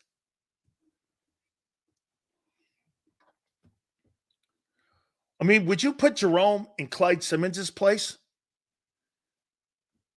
You wouldn't. Buddy would never do that. He's not putting him out there. What's the worst thing? Hey, what's the number one thing Tom Brady and Jalen Hurts? What's the number one thing that Jalen Hurts, Tom Brady, what do they struggle on the most? And Brady, I mean, struggle, whatever. What's the one thing they struggle on? There you go, Anthony. Interior pressure. It was never edge rush pressure. It was interior pressure. Hurts too. The blitzing up the middle. Getting to a quarterback. If you got guys in the middle, look at what Michael Parsons brings to the Cowboys. Sorry, 304. What does Parsons bring to the Cowboys? 14 sacks? Non-factor. Anthony goes, Philly media wants to duct tape your mouth, Sills. Oh, I know. Oh, absolutely. They're doing everything to come after JAKIB. They're doing everything to come after me. They're doing everything they possibly can. And that's like Ali would say. That's why I know it's working. By the way, Xander, what's the total right now when it comes to our likes? Love to get to 200, folks. If we could, please. Want to start making that a number Monday through Friday if we can. Low number, so we'll start there. Reddick is that guy that plays for the Jets? Yeah, and by the way, where's his extension? 158. We're 42 away, guys. If we could hit that thing, I'd love to get that by the end of the program, 200. Philly media, awful. You know what? I like that guy, McClain, at times. I like that guy, Silsky. I think he does a good job. I think he does a nice job. Rest of them? Oh, John McMullen. John was great last week. Xander and John McMullen were great. I mean, that's how I was getting a lot of my information because my daughter graduated. Then I thought they picked up because, I was supposed to help out a little bit, but I couldn't because my daughter graduated. So I thought they did really a great job. They really did a nice job. Hutch. Philly media won't bring you down, Sills. We're all behind you every day. Hutch, that's nice, man. Thank you very much. It means a lot. And if we don't always agree, Hutch, you're the exact person I want in here. I don't want you to always agree. Hey, Hutch, I used to have a rule on my radio show that I did for 32 years. You know what the rule was? You could only call once a week. And I used to tell my call screener, don't put people that agree with me on. That's not good radio. I don't want to talk to people that agree with me. I already know I agree with myself. I want to talk to people who don't agree with me. We would put a few on. some guys that were benchmark people that would call in. But I don't want everyone. Who the hell wants a yes man show? You ever notice most of the guests disagree with me? Those are the people I like on my program. I mean, who wants to talk to yourself in an interview? That's not entertaining. Did you not see that Mark Holmes and Philly 500 thing yesterday? That thing's going to get like 20,000 views. It's got over 700 likes. You know why? That's entertaining. Nobody in Radio World Philadelphia or New York would ever put that on. You know why? They're cookie cutter. Let's do an interview. Let's do this. And that's why, guess what? Sirius XM lost 500,000 subscribers. Radio's dying. And that's why what we're doing now is the new wave future. And that's why the NFL is getting into Amazon and streaming more. And so is Disney. You think there's any coincidence that one of the top companies on the planet, Disney, ESPN and all that, Disney hates ESPN because they're losing subscribers every day. The only thing keeping that thing afloat are the leagues they cover and Pat McAfee and First Take. And First Take. I like Jaws. I like Jaws too, man. Seals, I would hire you for head of player personnel for Eagles.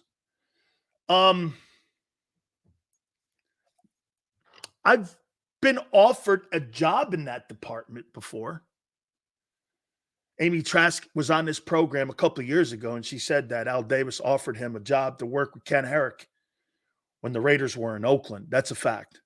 I was also offered a job when Butch ran the Cleveland Browns, and I was also offered a job in, let's see, next time we get Dave Wanstead on, with the Miami Dolphins to come to work as a scout. I'd put too much effort into broadcasting, and it wasn't so woke then. It was good. I was making a ton of money. So,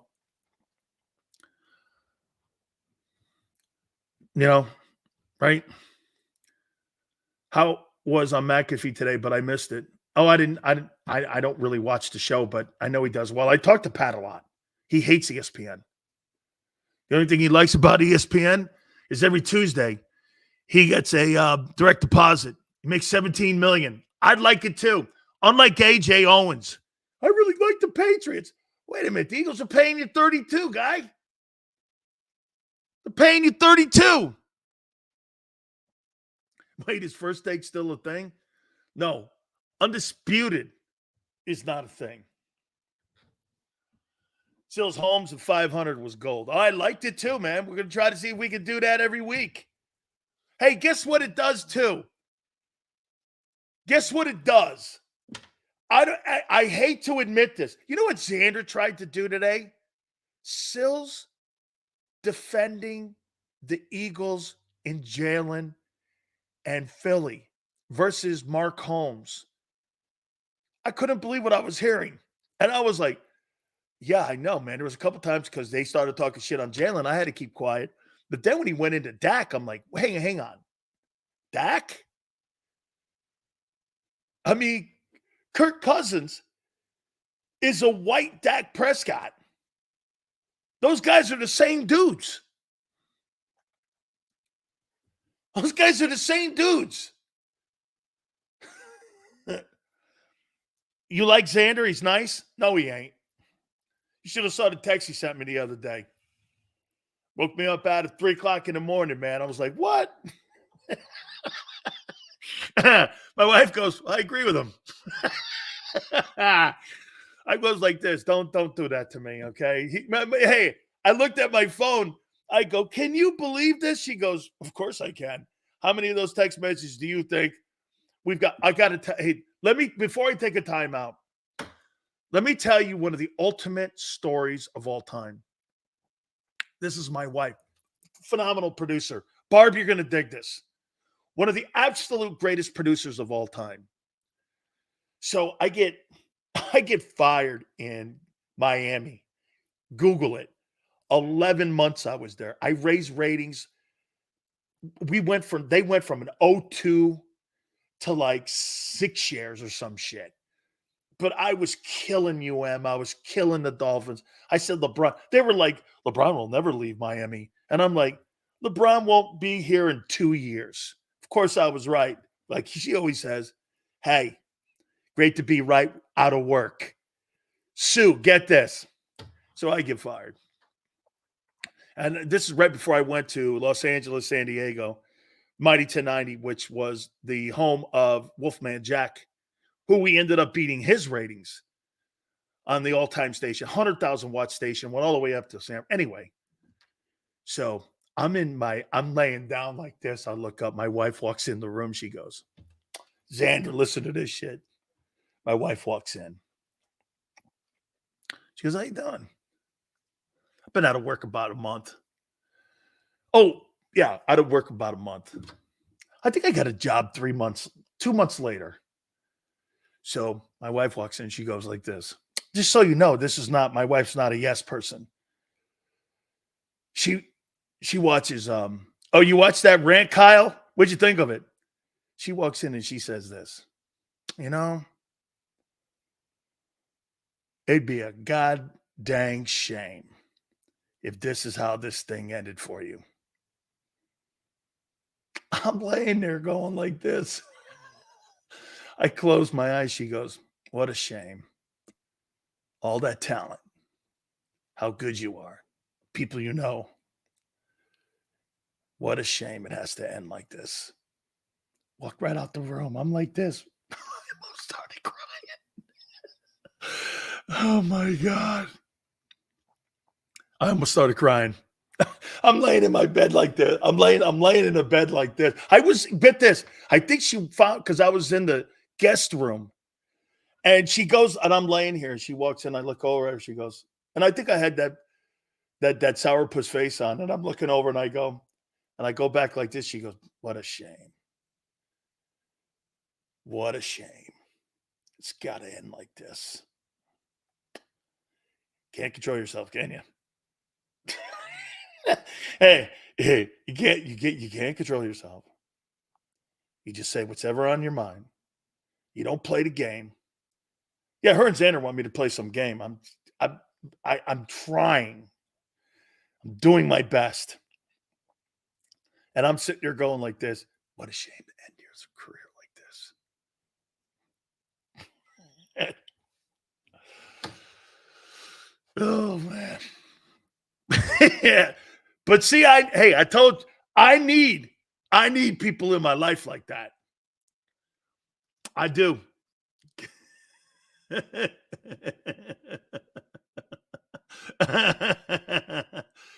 Oh.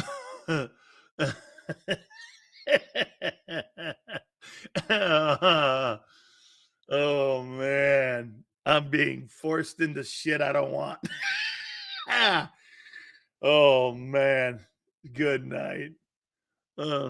Sills, I've learned in my 28 years, woman can never be wrong. Hey Kyle, I've been with my wife for 33 years. How's that for you?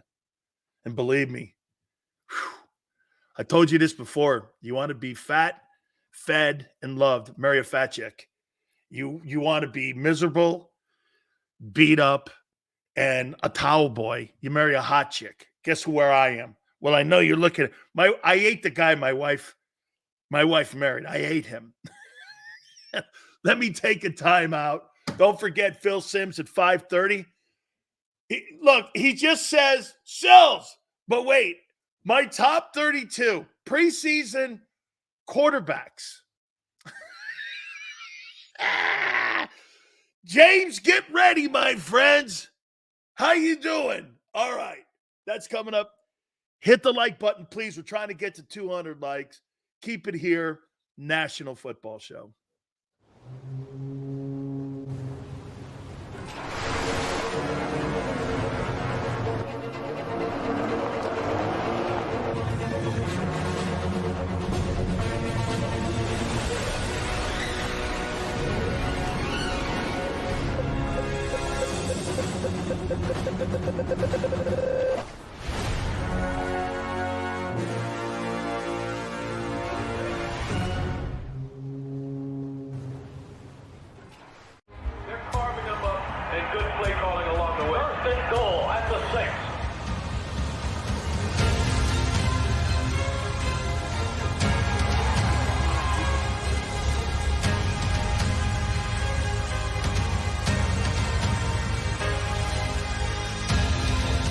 field of life, First Trust Bank is there for you. Champions on three. 1, 2, 3. Because Philadelphia dreams deserve a Philadelphia bank.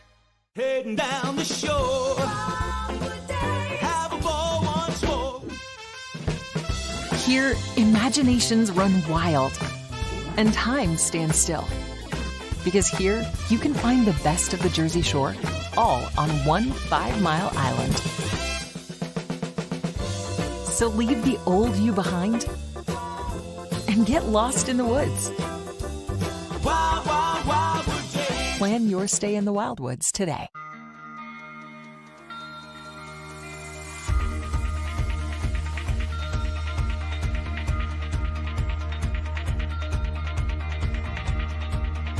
Hi, I'm Jim Muehlbronner, Managing Partner at Del Val Insurance Group. Give us a call. We're a local, knowledgeable agency, not an 800 number. Go Birds!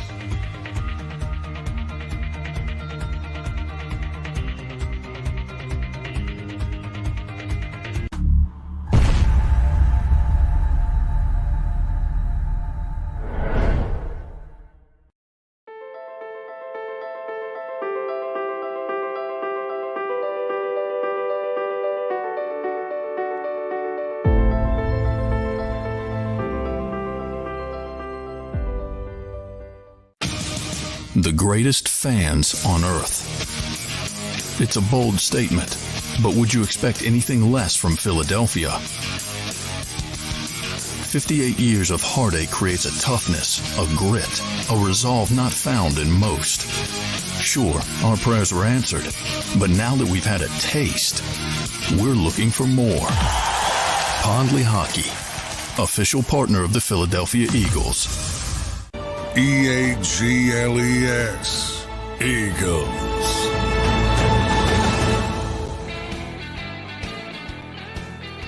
Big Sills National Football Show. We're very close to the 200 likes. Please, guys, if you can, we'd like to get over it. Want to make that a benchmark each and every single day here on the program. Thank you guys so much. I know you have other ways of consuming your time, and I appreciate you coming here, and I really do. So thank you very much. We appreciate that. Let me say this to you here. A couple things before we get to my top 32 preseason quarterbacks as we get ready for the 24 season. How many days are we away from July 27th? Man, that thing is rapidly approaching. I mean, we're inside of 2 months, 3 months, 2.5 months to the start of training camp.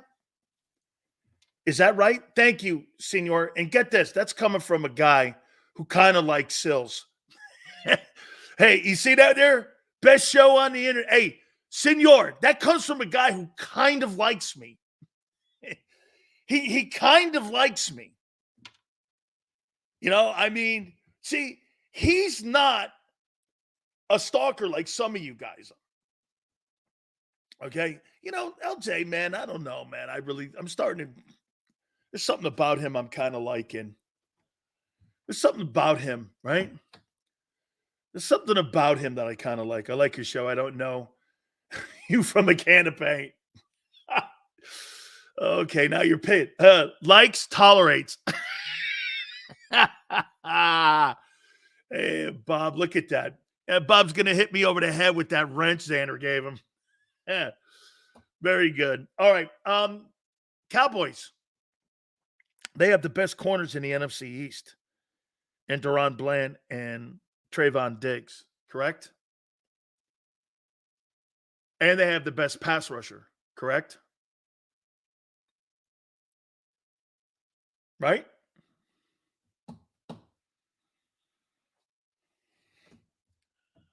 Prince, who do you have? Who's better?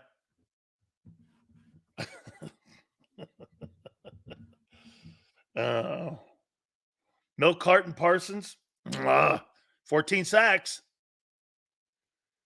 14 sacks. Giants. Trey Thibodeau, the nose, and the kid from Carolina. Hey, thank you, guys. Did that in 2 hours, too, man. Nice. Thank you, guys. Very nice. Yeah, you know what? The Giants have a good front four But do they have good secondary guys? No. Thank you, Roland. Appreciate that. Means a lot. I think the Cowboys have the best corners. Deron Bland, Trayvon Diggs. You guys just won't want to get. Hey, say it with me. The Cowboys have something better than the Eagles. Say it with me. Come on. Say it. Say it.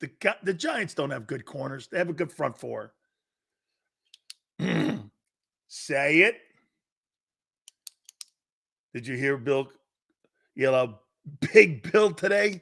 It was hilarious. Who's Bill Colarulo? Who's that? I'm not. He's probably. Oh, I remember him, the lawyer guy. Oh yeah, I remember him. Yeah. So there's so many guys in my 35 years that have been in my business that have come and gone. I don't really keep tabs on anybody, but that was nice. Yeah, well, that's good. Okay, homage to Sills. It's all good, man. Hey, well, let me ask you this, Barb. Was Bill waving his pom-poms? Did he make sure you get that video in for a cheerleader of the year? I mean, guys are great. Sirianni's the best coach in the NFC East. He's the best coach in the NFC. Guy's been to 3 straight playoffs. And you're like, all right, he's fighting for his job. He's fighting for his job. No, man. Right? Let's see. Cowboys do have Parsons. They have the best secondary, too. Sales, milk carton, sack. R.H. in the first inning. A.J. Brown just reflecting his head coach. Little crying Nicky has ass slapper.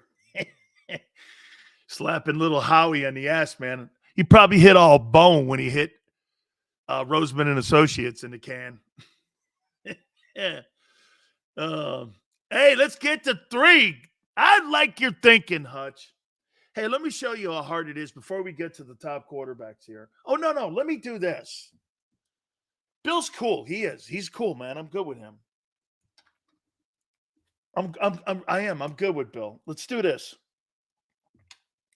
So this kid Xavier Smith transfers from Colorado, and all of a sudden every bit and everybody on ESPN and everyone around the country starts defending Deion Sanders, who's won 4 ball games in Colorado, because the kid didn't have a very good experience in Colorado. Who are you to say that and defend? And Shedeur Sanders, too, looks like an asshole defending his dad like that. Don't say nothing. Not every kid has a great experience. I had a horrible experience at Maryland. I know a lot of people who enjoyed their time at Maryland. It's each and every individual kid. And if a guy happens to say something that he didn't feel that Deion gave him the proper care or coaching, that's one kid's opinion out of 100. The kid's entitled to make that opinion. But to sit there and watch the media people coming and defending a guy who's won 4 ball games and hasn't done shit at the Power 5 level, dude, why? Let me guess. Why are you doing that? What is Deion done that makes you want to support that a kid didn't have a good time in Colorado? Because eventually it's going to come down to winning. And if he can't win, he'll be fired. To me, I wouldn't go to Colorado. After last year, it looked fun. Now, it doesn't look fun.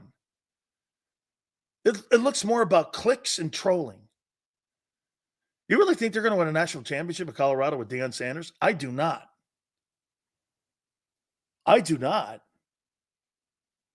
That's not a place I want to go. Shit, Oregon will murder them again this year.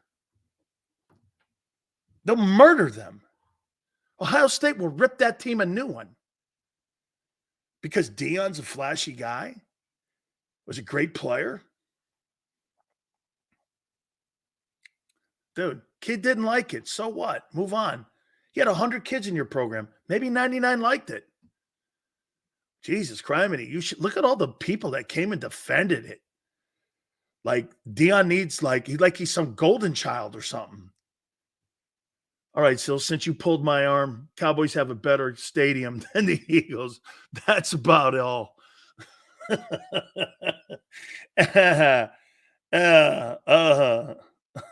That's right, Prince. That happens every year. Dude, seriously, a kid at Colorado could be 90 kids who liked their experience. And there could be 10 kids that hated it. All right, that's normal. But for everyone to jump out of their, oh my God, this kid's talking shit on, hey, guess what? Win more than 4 fucking games. I mean, really. Win more than 4 games. Jared World's incredible. I was there for Jalen Hurts' first college game. Bama and Southern Cal. Oh, I bet that running back had a hell of a game. Sil's the guy who threw a guy out of a window. Maryland had a terrible experience too.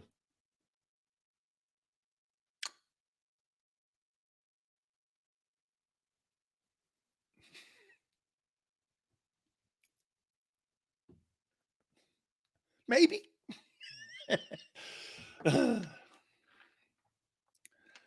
Maybe. I still hold records there.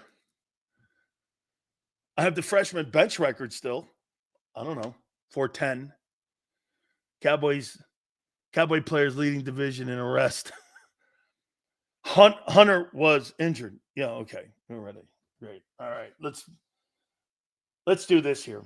I want to show you how hard it is before we move on to the top quarterbacks and why it's so hard to pick that position. Look at this here. This is the 2021 draft class. I want you to listen to this. Trevor Lawrence, they're working on a new deal for him down in Jacksonville, was the first player taken in the 2021 draft. So they're working a new deal for him. Zach Wilson. The Broncos are not picking up his 5th-year option, and he's been on 2 teams, Jets and Broncos, in the last 2 seasons. Trey Lance, no 5th-year option by the Cowboys. He was the 3rd player taken. 49ers and Cowboys in that time frame since 2000. Mac Jones, 15th player taken. Pats and Jags, no 5th-year option. This is the worst draft class in pro football history. If the 83 NFL draft class for quarterbacks and maybe even 04 were the best, this is the worst draft class in the history of the National Football League. No guy got his 5th-year option picked up, but one of the 4 dudes that went. And the rest of them have been traded for 3rd-day draft picks in the future. This is horrible. What an atrocious draft class. 2021 draft class has to be the worst. Has to be the worst in NFL history. NFL history. All right. Without further ado, I debated on doing this topic because I know there's going to be some crying. And I don't want any crying. Now, this is based off of 2024.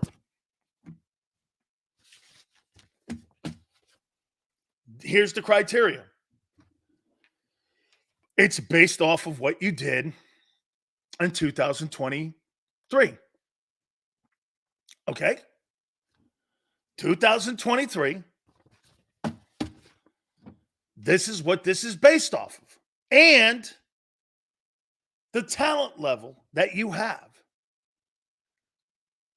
So, talent, what you did in 23, how I perceive you as a talent throwing the ball.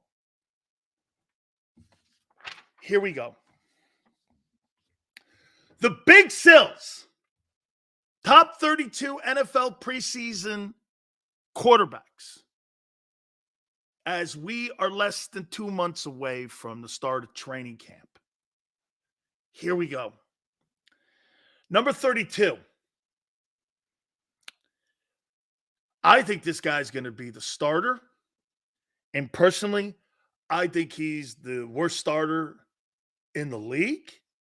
He may shock me.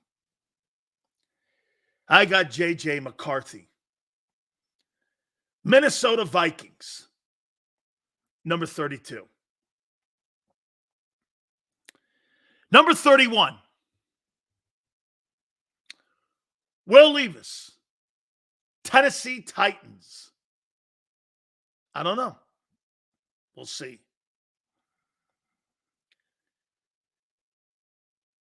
Number 30, the greatness of Bo Nix. Denver. Did you hear Sean Payton say that he sees Patrick Mahomes in Bo Nix? Was he got a picture in his wallet? He sees Patrick Mahomes in Bo Nix. Patrick Mahomes and Bo Nix. Number 29, Drake May, New England Patriots. I think the kids, there's days I like him, there's days I don't. Sean Payton's starting to look overrated. I'll tell you that, man. I don't think you're that wrong there, senor. Number 28, the Chicago Bears, Caleb Williams. Number 27, Jaden Daniels, Washington Commanders. This is the Big Sills top 32 NFL preseason quarterback power rankings. Number 26, Aiden O'Connor, Las Vegas Raiders. Number 25,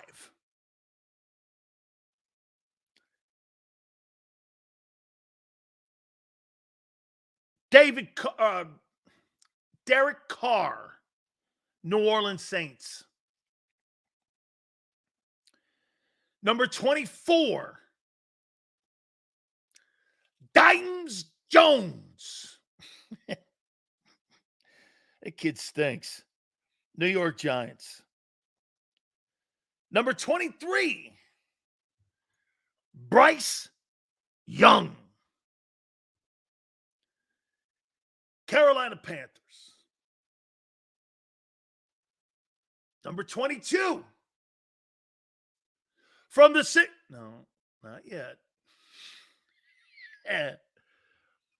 Russell Wilson, Pittsburgh Steelers. Number 21, from the city. No. Geno Smith, Seattle. Number 20,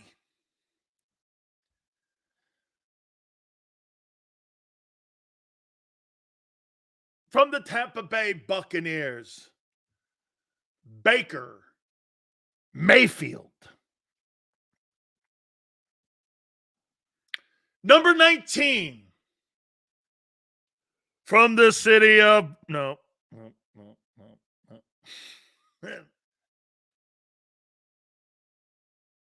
Brock Purdy, San Francisco 49ers.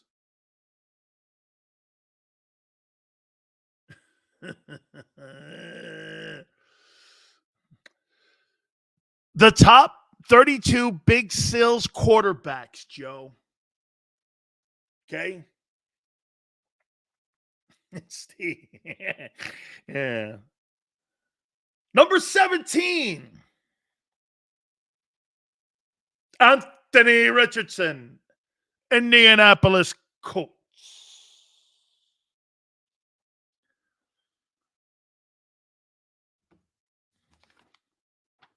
Number 16,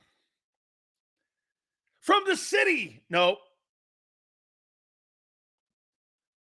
from South Beach,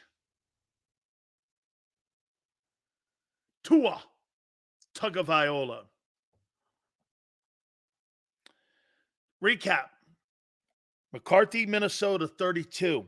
Will Levis, Tennessee, 31. Bo Nix, Denver, 30. Drake May, New England, 29. Caleb Williams, 28, Chicago. Jaden Daniels, Washington, 27. Aiden O'Connell, Raiders, 26. Derek Carr, New Orleans, 25. Dimes Jones, 24. Gigantes. Bryce Young, 23. Carolina Panthers.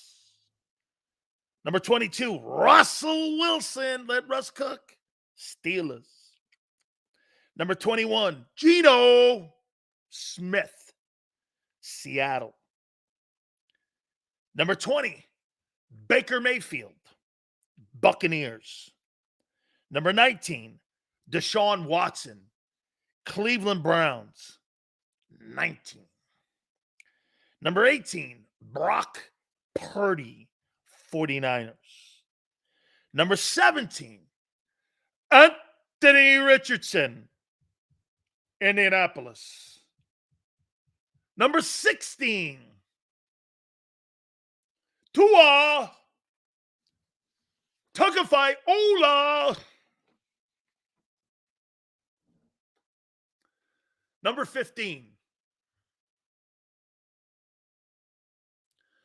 from the city of brotherly love, Jalen Hurts. Number 15. Number 14, Aaron Rodgers, New York Jets.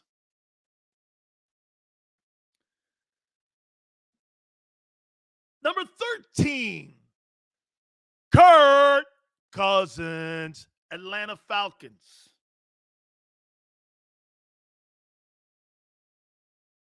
Number 12, Jared Goff, Lions.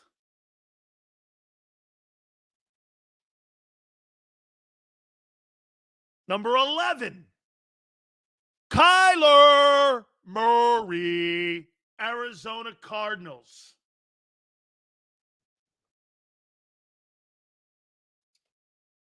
Big Seals took 3 margaritas to the face and then wrote this list. Oh, look at this. Hey, I had your guy better than Purdy. What the hell do you want from me? Okay. Number 10, Jordan Love, Green Bay Packers.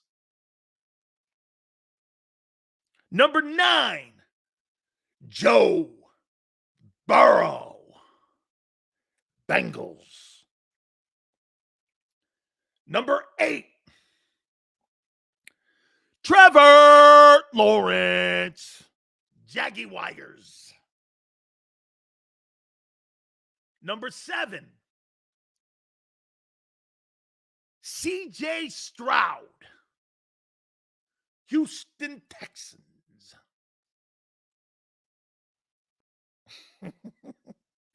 Number 6, Dak is back. Dallas Cowboys, 37 touchdowns, 9 picks, 4,000 plus passing yards. Crushed your guy in every single statistic. Last year, there's nothing he did better except be a better running back. That's it. What did he outperform Prescott in? The playoffs? They both stunk.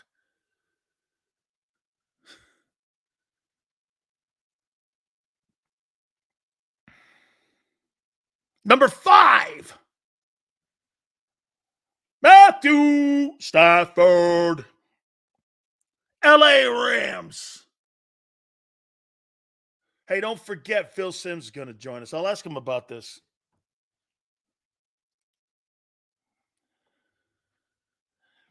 Number 4, Justin Herbert, LA Chargers.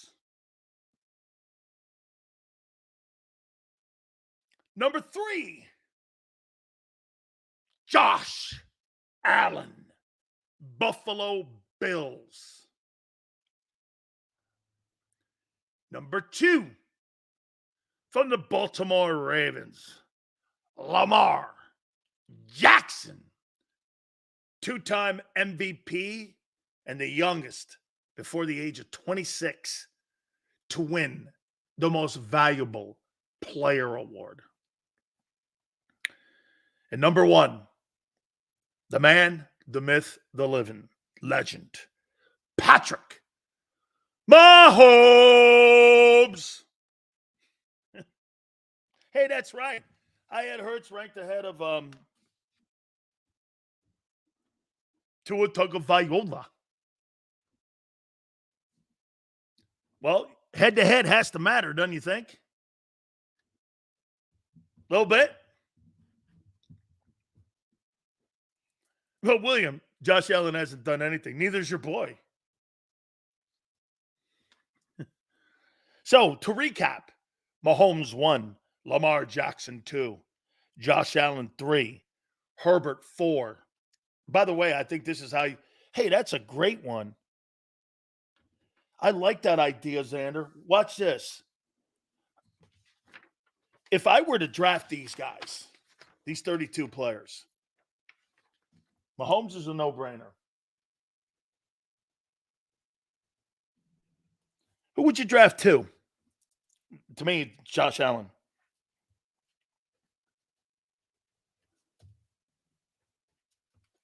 Who do you draft 3rd?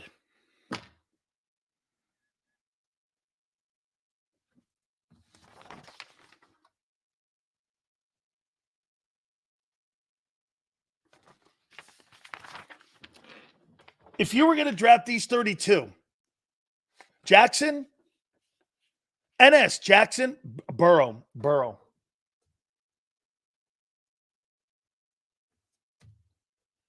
4's Jackson.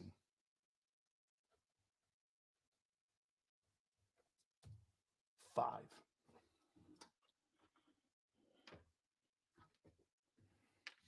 Herbert. Let's do 10. 6. CJ Stroud.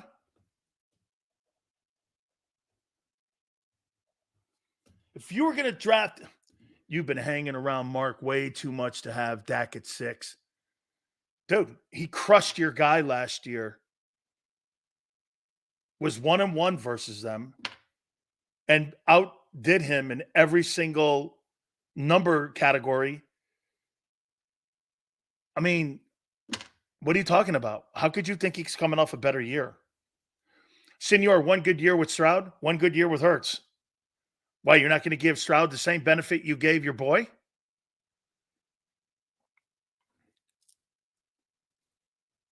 How can you say that? Your guys had 1 year.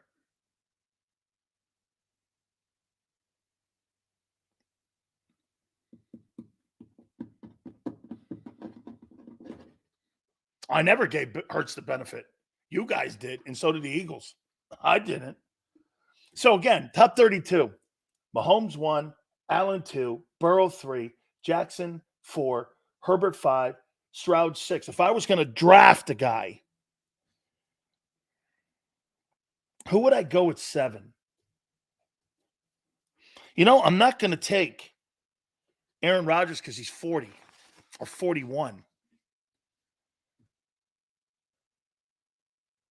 I'm not doing Watson.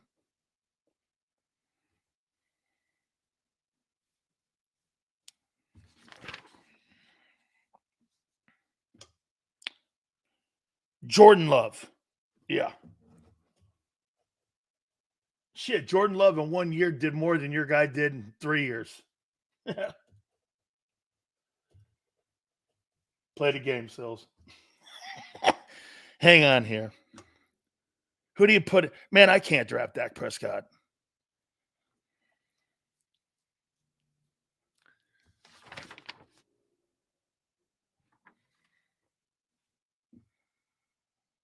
Shit. Would I draft Tua over Jalen? Would I draft Cousins over Hurts? Would I take Murray if I was drafting over Hurts? Trevor Lawrence? Probably Trevor. Anthony Richardson? Half a year, 4 games. I don't know. Brock Purdy? Brock Purdy. Yes. Purdy at number 8. Number 9. Out of these 32 quarterbacks, who would I draft in the top 10?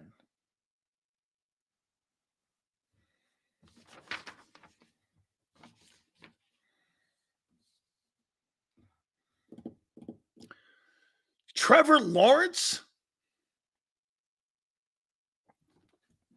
I'll do Trevor Lawrence at number 9. Number 10. What would I do here? See, he's gone. I'm not drafting Stafford. He's too old. I'm not drafting Dak. Stroud's gone. He's gone. Murray over Hurts? Jared Goff? Cousins?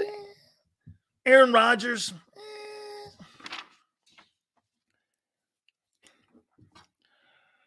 Well, if I'm going to take a guy who take a team to the Super Bowl, I'll take Brock Purdy, Jimmy Garoppolo. They got better records than Hurts. That's who I would take over Jalen. They're 2-3. The other guys got winning records in the postseason. So I would take the guys with the winning records. If you're basing it just on taking a team to a Super Bowl, I'll take Garoppolo, and good luck with that.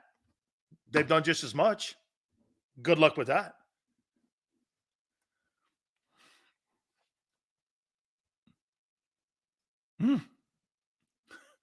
Purdy has Shanahan. Well, have your coaches hired people would have set a Nuggets on them. Let's see. Who would I put at 10? If you had to twist my arm, all right. I'll concede. I'll put your boy there at 10. That's as good as it gets. If I was going to draft 10 quarterbacks, here's who they'd be.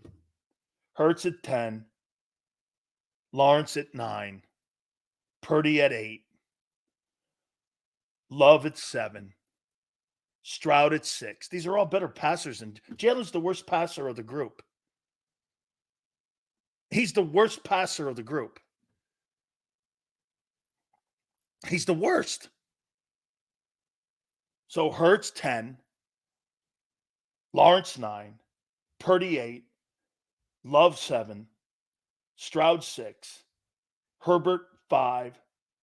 No, Jackson may be the worst, but he's 4. He's a 2-time MVP already. Burrow 3, Allen 2, and Mahomes 1, obviously. Worst passer with the best wide receivers. Tough combination. Absolutely. He is the worst. You think of 4,000. What do you think Kirk Cousins would do with those 2 wide receivers he has? He would throw over 5,000 yards, like he always does, with one guy. I mean, played in Minnesota. He had one Stephon Diggs, then he had Jefferson. And then he had the other guy for a little bit. What did he have in 5 games last year? 18 touchdowns? Think about this for a second. Kirk Cousins in like 5 games, was it? Had almost as many touchdowns passes as Jalen did. In 5 games. How many games did he play last year? How many games did here? Let's take a look at that. Kirk Cousins stats. So how many games did he play last year, Cousins? And then take a look at Jalen. So in 8 games last year, 8 ball games, Kirk Cousins threw for 18 touchdowns and 5 picks. 70% quarterback completion percentage and 2,300 yards. And had almost as many completions.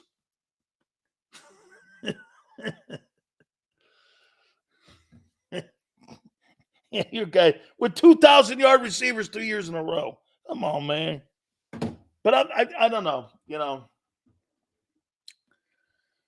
Hurts in his last 2 seasons has the team has beaten him. Jalen Hurts, dude, nobody thinks he's a good passer of the football. Compared to those guys, no PR guy or no scout would ever take Jalen to build a team around over Jordan Love. Not Trevor Lawrence, not Justin Herbert, not Joe Burrow, not Josh Allen, not Patrick Mahomes, none of those guys. None of them. Dude, can you imagine C.J. Stroud? Oh, wait, I can't wait to watch. That guy Nico Collins and Stephon Diggs, that's going to look great. That's going to look great. Then they got Joe Mixon, too, running the ball.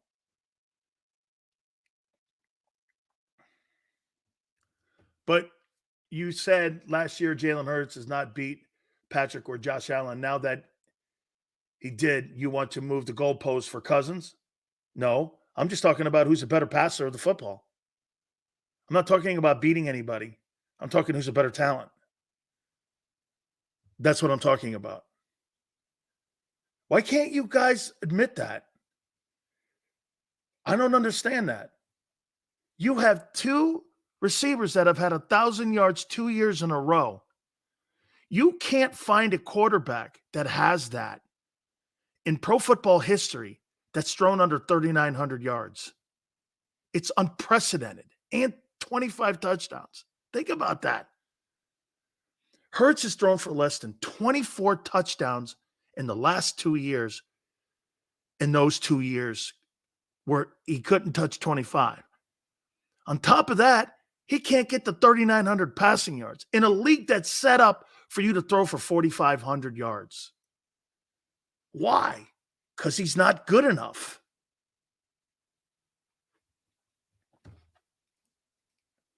They win other ways. Last year, they didn't have the defense and they didn't have the run game. Jalen Hurts is never going to throw you out of trouble. Those other guys can. You can't run your way out of trouble in an NFL game in today's NFL. You can't. If you're down 21 points and you're the Eagles, that guy's not leading you back. If you're down 17, he's not leading you back. It's just not. He's not going to throw you out of trouble. That's why getting Barkley, smart. It's smart.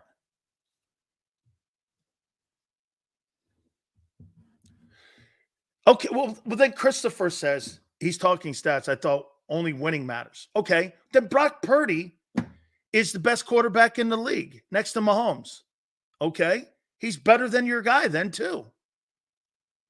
That's what you're saying? Garoppolo has a better postseason record.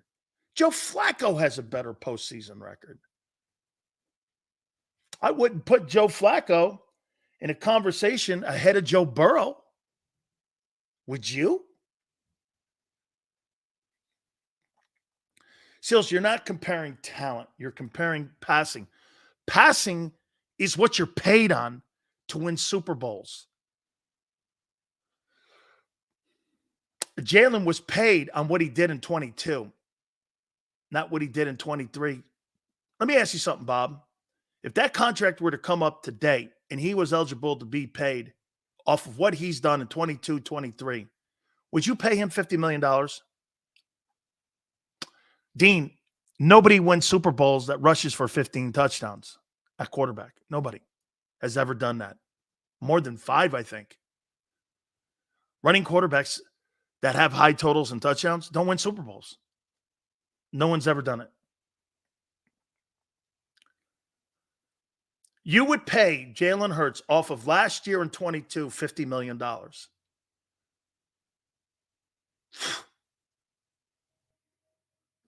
Really?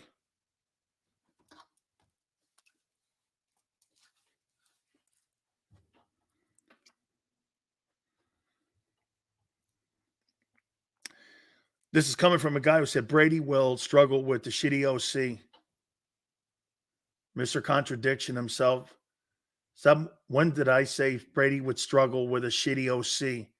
Bruce Arians is not a shitty OC. Bruce Arians has 2 Super Bowl wins.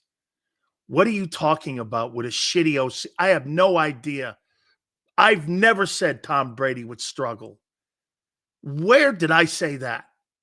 That Brady would struggle with Bruce Arians, who was a 2-time NFL Coach of the Year and won 3 Super Bowls himself as a coordinator in Pittsburgh. Where in the world did you get that from?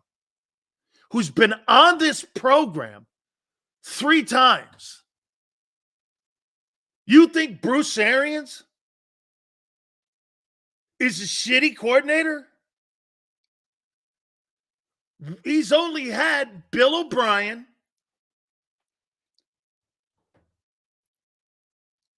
Josh McDaniel. Oh my God! I said that Brady would struggle with it. Oh yeah, I did. I said that Brady would struggle with a shitty OC. Sure, but Brady's never had one. So we really don't know. He won one with Weiss. He won one with O'Brien. He won one with McDaniels. And he won one with Arians. He's never had one. You should quit. Take the day off, kid. You should quit. He's never had one. Your guy and your organization can't match that up. Plus Brady, dude. Plus, Brady is a savant. Get this. Josh McDaniels is a terrible OC who's got 4 Super Bowl rings.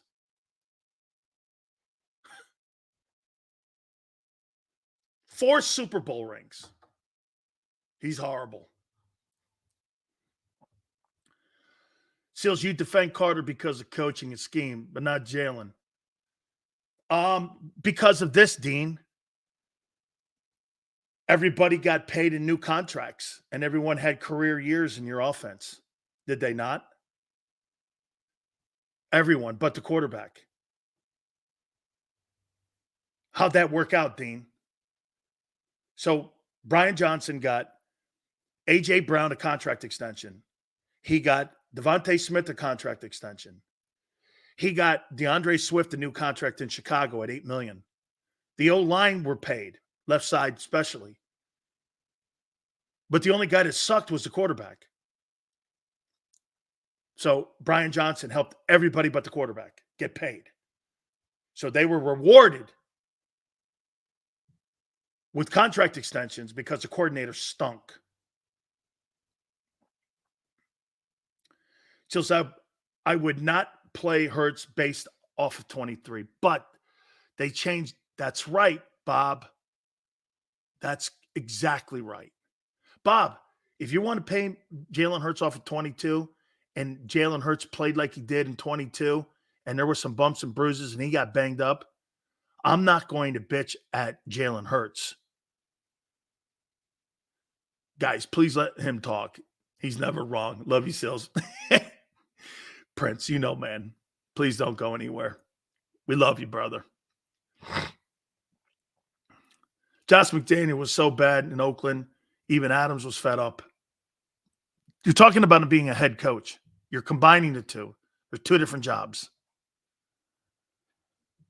There's two different jobs. Two different jobs.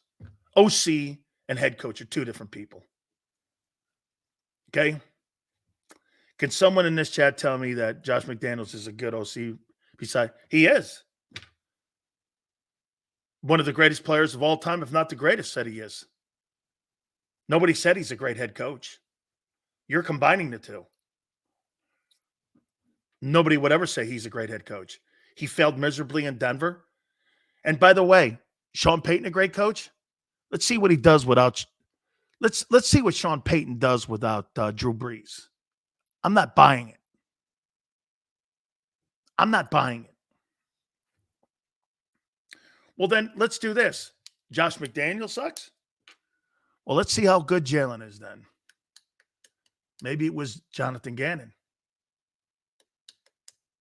that got the best out of him, and no one will duplicate that. You ever think of that? How many people didn't think of that? Just that Shane Steichen was so good a coordinator. Look what he did with Anthony Richardson. Gardner Minshew made the Pro Bowl. Gardner Minshew made the Pro Bowl because of Shane Steichen.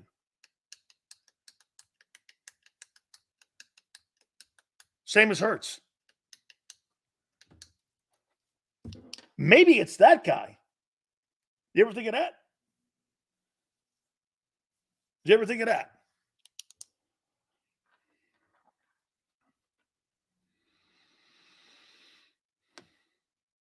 Brady made McDaniels and Leftwich look good. Actually, I actually think Byron Leftwich is a good coach, and he should have took the Marshall job. But he also had Bruce Arians in his ear, and Bruce Arians and Byron Leftwich, I thought worked well with Tom Brady. Those are two really good coaches. I don't have a problem with Byron Leftwich. I'm thinking it's Steichen, exactly, Sills. Now Moore's coming in. We'll see. I know a lot of people think he's going to turn him around. I've been thinking of Hurts with a good OC. How do you know Kellen Moore is that? He has no track record to show that he is. Points scored? You did that last year. How about games winning? So you lose 3 less games than you did a year ago, and you fired your coordinator, and everyone broke records. Because get this, just like they're doing with the Laker coach. The Laker coach is a scapegoat for the Lakers bombing in the postseason against Denver. So they're going to fire him. Okay? Really? They're going to fire him because that's what you do.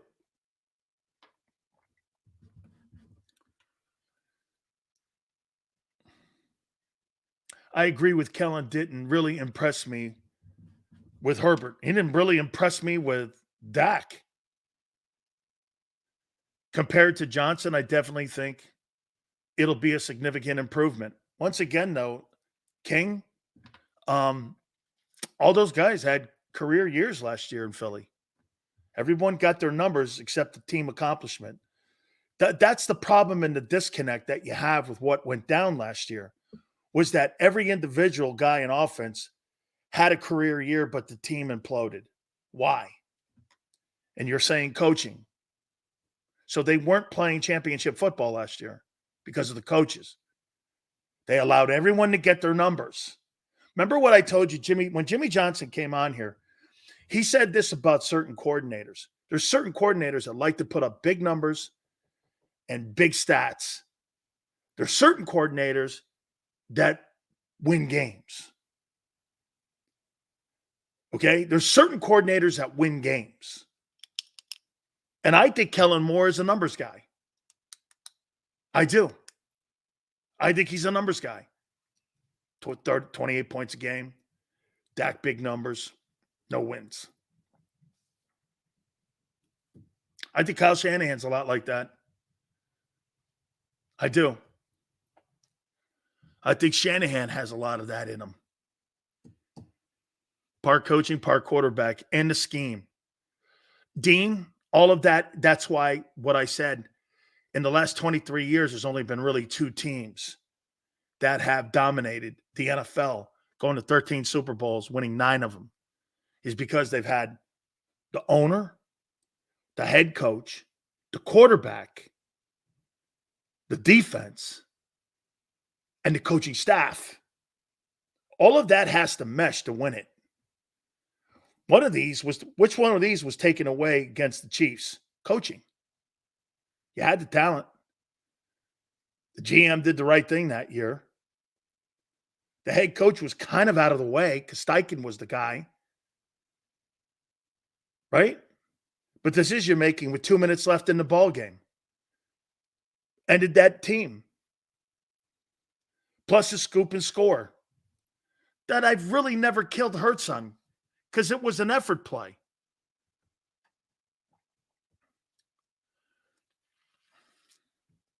Hurts is more than good enough to win a Super Bowl. I don't care what it looks like. Christopher, 22 Hurts? Yes. 23 Hurts? He's not good enough.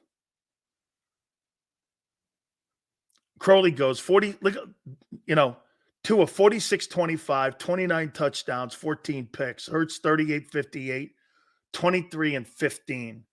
Hey, Crowley, did the Dolphins have 2 1,000-yard receivers too? Did they have 2 1,000-yard receivers? And Tua threw for 46-25. Did Tua have 2 1? They did. That's the numbers it should look like, isn't it? Don't you think, Xander? You have 2 1,000-yard wide receivers. Shouldn't your numbers be around 46-25 and 30 touchdowns? Isn't that where the number should be instead of 3,800 yards? But again, whose team's better? Brian Johnson schemed the shit out of Vic Fangio. Brian Johnson beat your new coordinator. Beat the pants off him. Sills, I agree. McDaniels has a head coach and OC are 2 different coaches. Jalen allowed to run, kept from running. 2 different quarterbacks. Both guys are suited for one position and not the other. Hurts 22, as I've said before, is a weapon. Let's see here. Sills, you said the offense was predictable. It was. Even opposing teams were saying they knew. It's true. But it's Jalen Hurts. Yes, it is. Audible out of it. How about a check down? That might help. You guys are saying that you really think that Saquon Barkley is going to get 50 catches. Do you really think that? By the way, don't forget, Phil Simms at 5:30.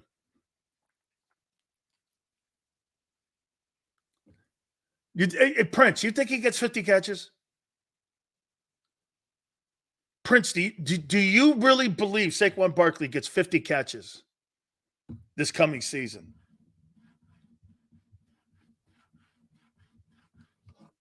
Jesus, not happening? What the hell are you paying him $10 million for? Xander, do you think he's getting 50 catches? They also said Jalen Hurts was figured out. Remember Nick Bosa saying they showed the blueprint and barely won a game after that? It's true. Can't throw across the middle. Can't read defenses. And struggles in blitzes. That's what Nick's assessment was. And all turned out to be true in the end. Sills, come on, that team last year was so predictable. True, it was. Well, let me ask you something, Dean. Dean, let's be fair here. The coaching, as I pointed out on defense, was terrible. And you're not wrong. Well, let me ask you something, Dean. If you had a boss and you had just got a raise and your boss was giving you, and it was a new head of your department, and you were the highest paid guy in that department, but you still had a boss because you were the productive salesman, and you knew that boss was sending you down a rabbit hole that you couldn't help your team or your floor or your group that you work with, would you continue doing the wrong thing? Would you follow a losing coach's mentality? After what you did in 2022, would you continue week in and week out? Week in and week out. Would you continue to do the wrong thing if you knew the coaching was bad? How come you didn't step up and change some things? Or did you not want to? Or did you hate your coach? I've never seen Jalen Hurts have a great relationship so far with Nick.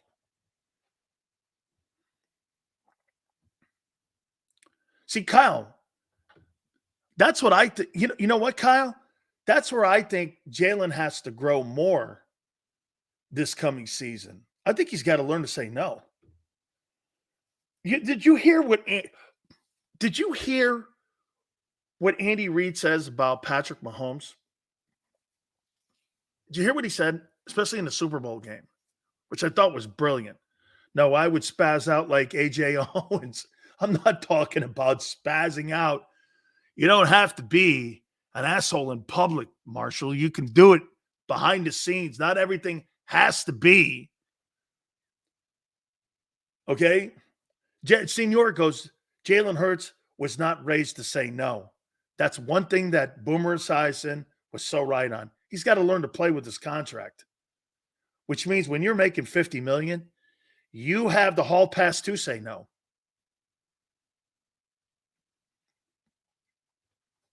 You got to say no. Andy Reid always has to calm down Mahomes and Kelsey Divas. No one talks about that. It's a great observation, Senor. Right. People blew up on Kelsey going over there and blowing up Andy Reid. I would have lost my shit on that. I would have lost my shit. You bumping me like that because you're upset about some. I would have blew my shit right there at him. Holy cow, it went nuts. Reid was calm. He did something I couldn't do. Absolutely. I would have went into his ass like you wouldn't believe. You are not acting like that on the sideline, son. I've got to show leadership and decorum here. I don't need Big Dom. Sit your ass down. Go back in. I'm not benching him, but I'm going to have a come to Jesus conversation with that. But did you hear what Reid said about Mahomes? So Mahomes goes into halftime, and the 49ers were beating him. And he said that, Mahomes came to him and said, let's get out and run the ball a little more. Let's do some of those design RPOs. And Andy Reid started calling those RPOs. Gained 65 yards, mostly in the second half. I thought it was the difference in the Super Bowl. You know what he was doing? He was checking out of some of the plays that Andy was calling. And Andy is cool as a play caller going, okay, it's Patrick Mahomes. Remember what I told you about that relationship that a play caller and a head coach have, or a play caller and a quarterback have? Here, let me give you the example of it. Last year, Josh Allen, in the first half of the season with the Bills, with Ken Dorsey, it was so sporadic and it was all over the place. I really don't think that Josh Allen trusted him at any time from Brian Dable. Joe Brady gets in there. What happens? And the Dallas Cowboy game was an example of exactly what they were trying and what they continue to try to convey to him. Would they throw the ball in that game 15 times against the Cowboys? And they blew them out 31-something, right? They crushed them. Right there, Joe Brady showed Josh Allen, dude, you don't have to throw the ball 50 times for 400 yards. This is about winning ball games. Joe Brady, in my opinion, he's a coordinator that tries to win games, not put up stats. Nobody was giving a shit about whether or not Josh Allen put up those kind of numbers versus the Cowboys. And what happens? The Cowboys turn around and beat the piss out of you. No. They beat the piss out of you, and then they turned around and they got beat by a team that threw the ball less than 15 times. You know why? They were playing championship football in Buffalo. They turned around and beat the shit out of Dallas. They would just come off the heels of crushing you. So, hey, it's about trust, and it is about trust. It is. All right. We're going to take a timeout. We're going to reset, and Phil Simms is going to join us at the bottom of the hour. So we look forward to talking to Phil, get his thoughts. I look also forward to talking to Phil and give him his kudos and his roses, man. 22 years at CBS. I thought he was sensational. Phil Simms right around the corner. Please, folks, hit the like button. Keep it here, National Football Show.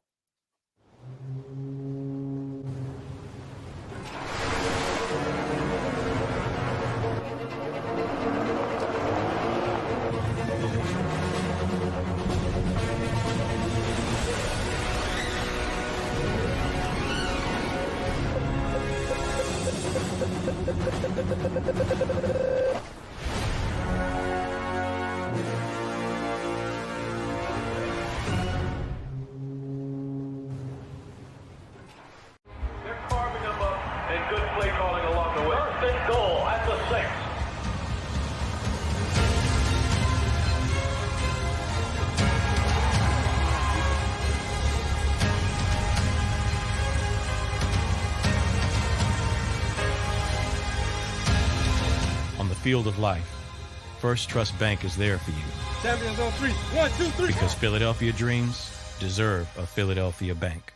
Heading down the shore. Have a ball once more.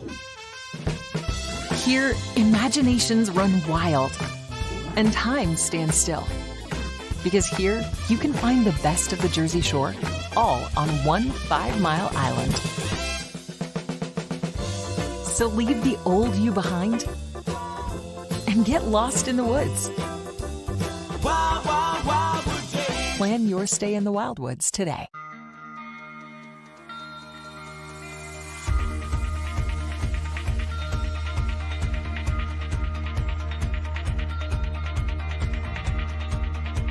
Hi, I'm Jim Muehlbronner, Managing Partner at Del Valle Insurance Group. Give us a call. We're a local, knowledgeable agency, not an 800 number. Go Birds!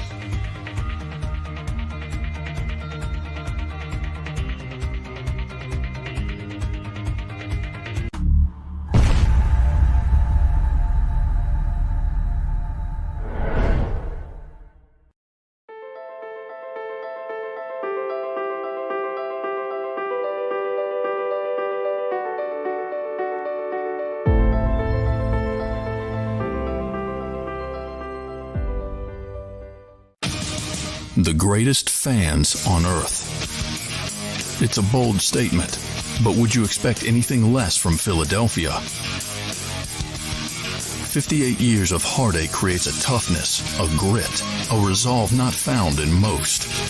Sure, our prayers were answered, but now that we've had a taste, we're looking for more. Pondley Hockey, official partner of the Philadelphia Eagles. EAGLES, Eagles.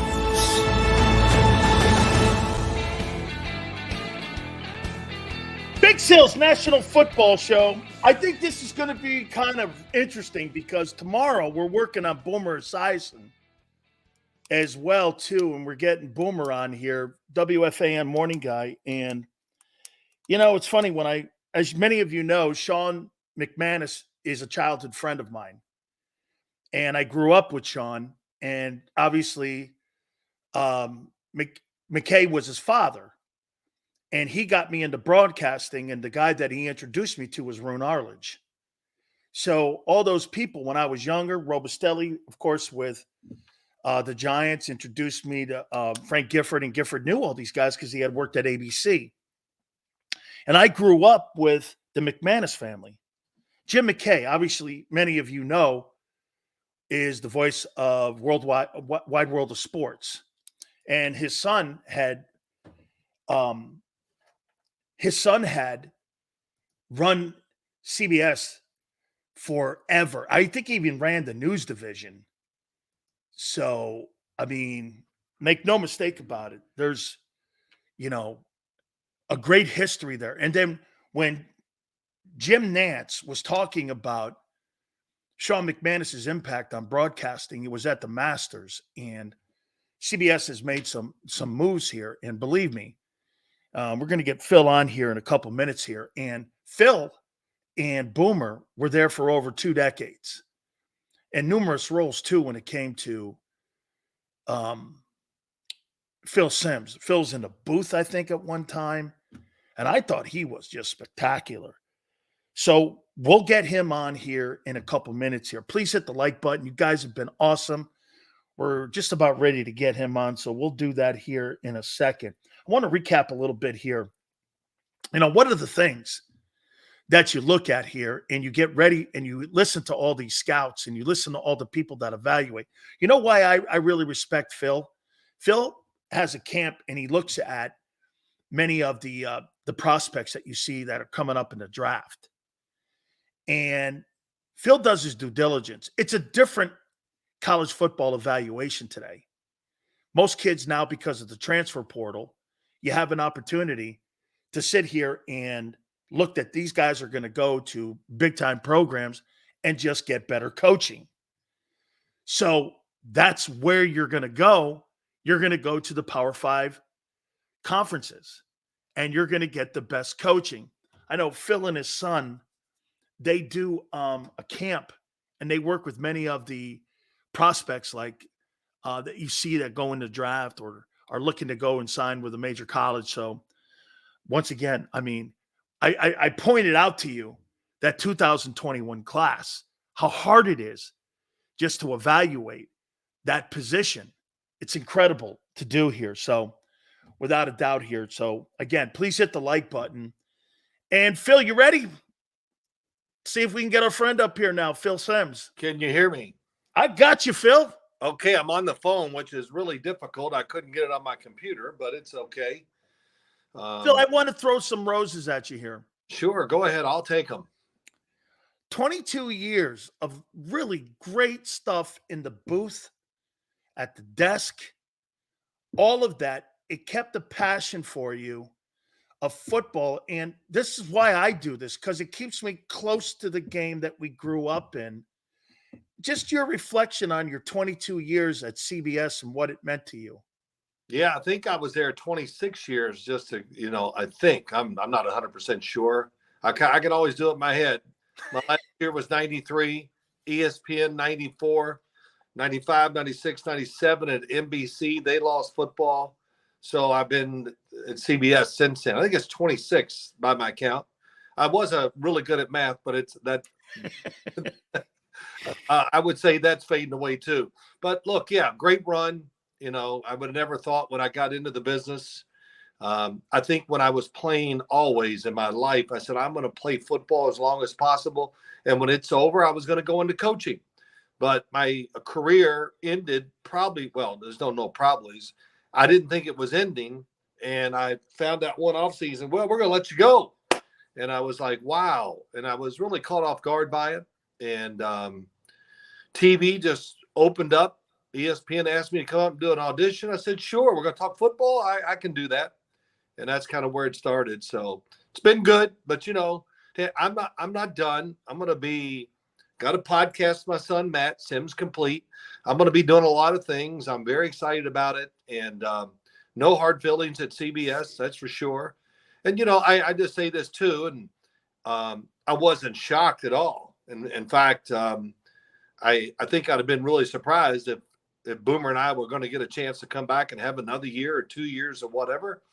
And, because I have so many more insults that I want to give the Boomer. I needed a few more years. Hey, Phil, do you think it had a lot to do with McManus stepping down? Well, I don't know. It probably didn't help. So everybody wants their own team and draft their own guys and all that. So, again, like I said, I understand that. And when did it happen? I guess it was Monday. It seems like it was a month ago now, because I've done a lot of interviews and everything like that. So I'm listen, I'm excited about a lot of stuff. And I love NFL football. I like football. People has always asked me, Dan, when your kids are there with you, y'all have a dinner, what do y'all talk about? And I said, what do you think we talk about? We dissect everything. I mean, it is truly, man, we could make a great podcast out of that. We argue a little. We usually have some different opinions, especially on quarterbacks and coaches. And so, like I said, I love the game. And I studied it hard. I don't even correct people anymore. I did. I worked as hard as I could because I felt I always owed that obligation to the players and the coaches to try to tell the truth. And I love correcting narratives, which I knew were wrong by people sometimes who just throw out an opinion. What's my opinion? Well, opinions are not good enough sometimes. Deal with some facts too. So I've enjoyed that part of it for sure too. How about this, Phil? Do you think the ending of your NFL career is going to propel you and help you for how this a sudden ending had to help you get into the next level and your next opportunity? Yeah, no, I don't know. I've always, because Phil, I hated when you retired. I mean, I thought the Hostetler thing was a mess at the end. Yeah. I hated it. As a Giant fan, I couldn't stand it. And I hated how you left the game. I hated it so bad. I mean, everybody in New York, for a guy who we booed when you first got there and we killed, because this guy from where? Moorhead's, what? Are you crazy? And then for all of us screaming at the end going, you can't let that guy walk out the building like that. I mean, I didn't walk out. They kicked me out. I know. Okay? I would have, listen, I'm not that guy. I would have never retired. And, now it's been so long and many years, and I've thought about it. I said, well, maybe I got lucky that the salary cap came around, and that was the reason, just for the fact that I was going to, at least I was thinking I could play 2 more years easy. And, that would have been just more hits on the body. And who knows, it could have just, made life even more miserable for me. I have a few bumps and bruises to this day from NFL football, but nothing I can't live with, because my life, my memories, my kid, everything, it's been great. Hey, my wife, I was making fun of her earlier today. She loves football, and we'll be lying in bed this past year. The next morning I got to get up and 5 o'clock and get ready to go to CBS, and there'd be a game on. And I said, we got to turn the TV off. I need some sleep. Oh, well, no, we got to wait till the game's over. I'm like, what happened to you? I mean, it could be 2 nondescript college football teams. Well, I just want to see who wins and, whatever. So, Mrs. Sims, I got to say this, between a kid who got a ruptured spleen and a quarterback who Gaston almost took apart, I mean, I know why she has to love football. Yeah, that's good. That's right. Yeah. So hey, if you don't like football, we're not the family to be around. That's for sure. So it's like I said, look, you're doing it too. You played, now you're talking about it, and it's just great. And I think the other thing is there's just such interest in the NFL, and it's just getting bigger and bigger. And I want to be part of it. That's all I know. How about this, Phil? Let's get into a little bit now, a little conversation here. I mean, why is it so hard, Phil? And I want to throw some stats at you here. Why is it so hard to evaluate this QB position? Look at this 2021 draft. Looks like they're working on a deal with Trevor. Zach Wilson, doesn't get the fifth-year option picked up by the Broncos. Trey Lance doesn't get the fifth-year option picked up by the Cowboys. Mac Jones doesn't get the fifth-year option picked up by the Jags. And the last three guys are on two different teams in the last 2 years going into their third year. I mean, Phil, that could be one of the worst quarterback classes of all time. But why is that so hard to get that position right? Well, listen, it's no concrete thing about it. In other words, there's just so much to it. Who you are as a person, your talent, and then, and I'm not even picking up for quarterbacks, but I just know this. It's about the team, the system, the players around you. It's so many other variables involved in there. And a lot of times it's not about talent. It's just about so many other variables that are hard to negotiate. And, I do it all the time. I go, hey, this quarterback is really playing well. But, the team is 4-9. And I said, I understand the circumstances. So that's why I say he's playing really well. And I've watched his games and I know. So, yeah, it's hard to evaluate. But I think it's hard just for about almost every position in football. But what other position is out there relying on everything else? They're not. The left tackle, if he plays well, it doesn't matter if the team wins one game. Man, we love our left tackle, and he's going to be here. And our quarterback, well, he should have overcome all the bad players around him. And I don't know. So it's just so much to it. Dan, I don't know what else to say except when you're drafted in this league, the guys you just talked about, Mac Jones could have been a star. And if he went to the right team, but he didn't get that opportunity. He went to New England. Mac Jones's arm and who he is, it's just not built like the way you need to be to play up in New England. If he'd have got drafted by the 49ers, who I thought were going to take him, I believe he'd have gone some Super Bowls. I really do. Because he fits that system to a T. And, Zach Wilson, he just never put it together enough with the team. But the talent's there. So it's hard to judge all the other stuff about what makes you successful in the NFL. For me, I'll never forget. I guess it was my 5th year. I was hurt. I broke my thumb, or I don't know what you want to call it, tore my thumb off, basically. And a writer came to the hospital to see me. And he says, well, have you thought about maybe doing something else? I said, what are you kidding? I dream. It was my focus for my it feels like my whole life. Hell no, I'm not going out. I'm going to leave when they kick me out. Well, you know what? They finally kicked me out. So, well, Phil, to that point, let me ask you something about Jalen Hurts here. Tell me if my fundamental thinking on this is wrong, and where I look at last year, A.J. Brown career year, Devontae Smith career year. They both got giant contracts. Left tackle, giant contract, Mulata. The highest paid guard now in Landon Dickerson. They go get a $10 million running back. Phil, why did everybody have career years, and yet Jalen Hurts was second in turnovers? He can't throw for 4,000 yards, and they had a 1-6 run at the end of the year. How can everybody be on a career path? The coordinator got everybody paid, but they fired him, and the quarterback didn't do well. I mean, how do you explain that? I mean, everyone played well but him. Yeah, well, listen, it was almost hard to say that, because if you said it, they go, oh, you're just a hater. I go, no, I'm watching the games. He's not playing well.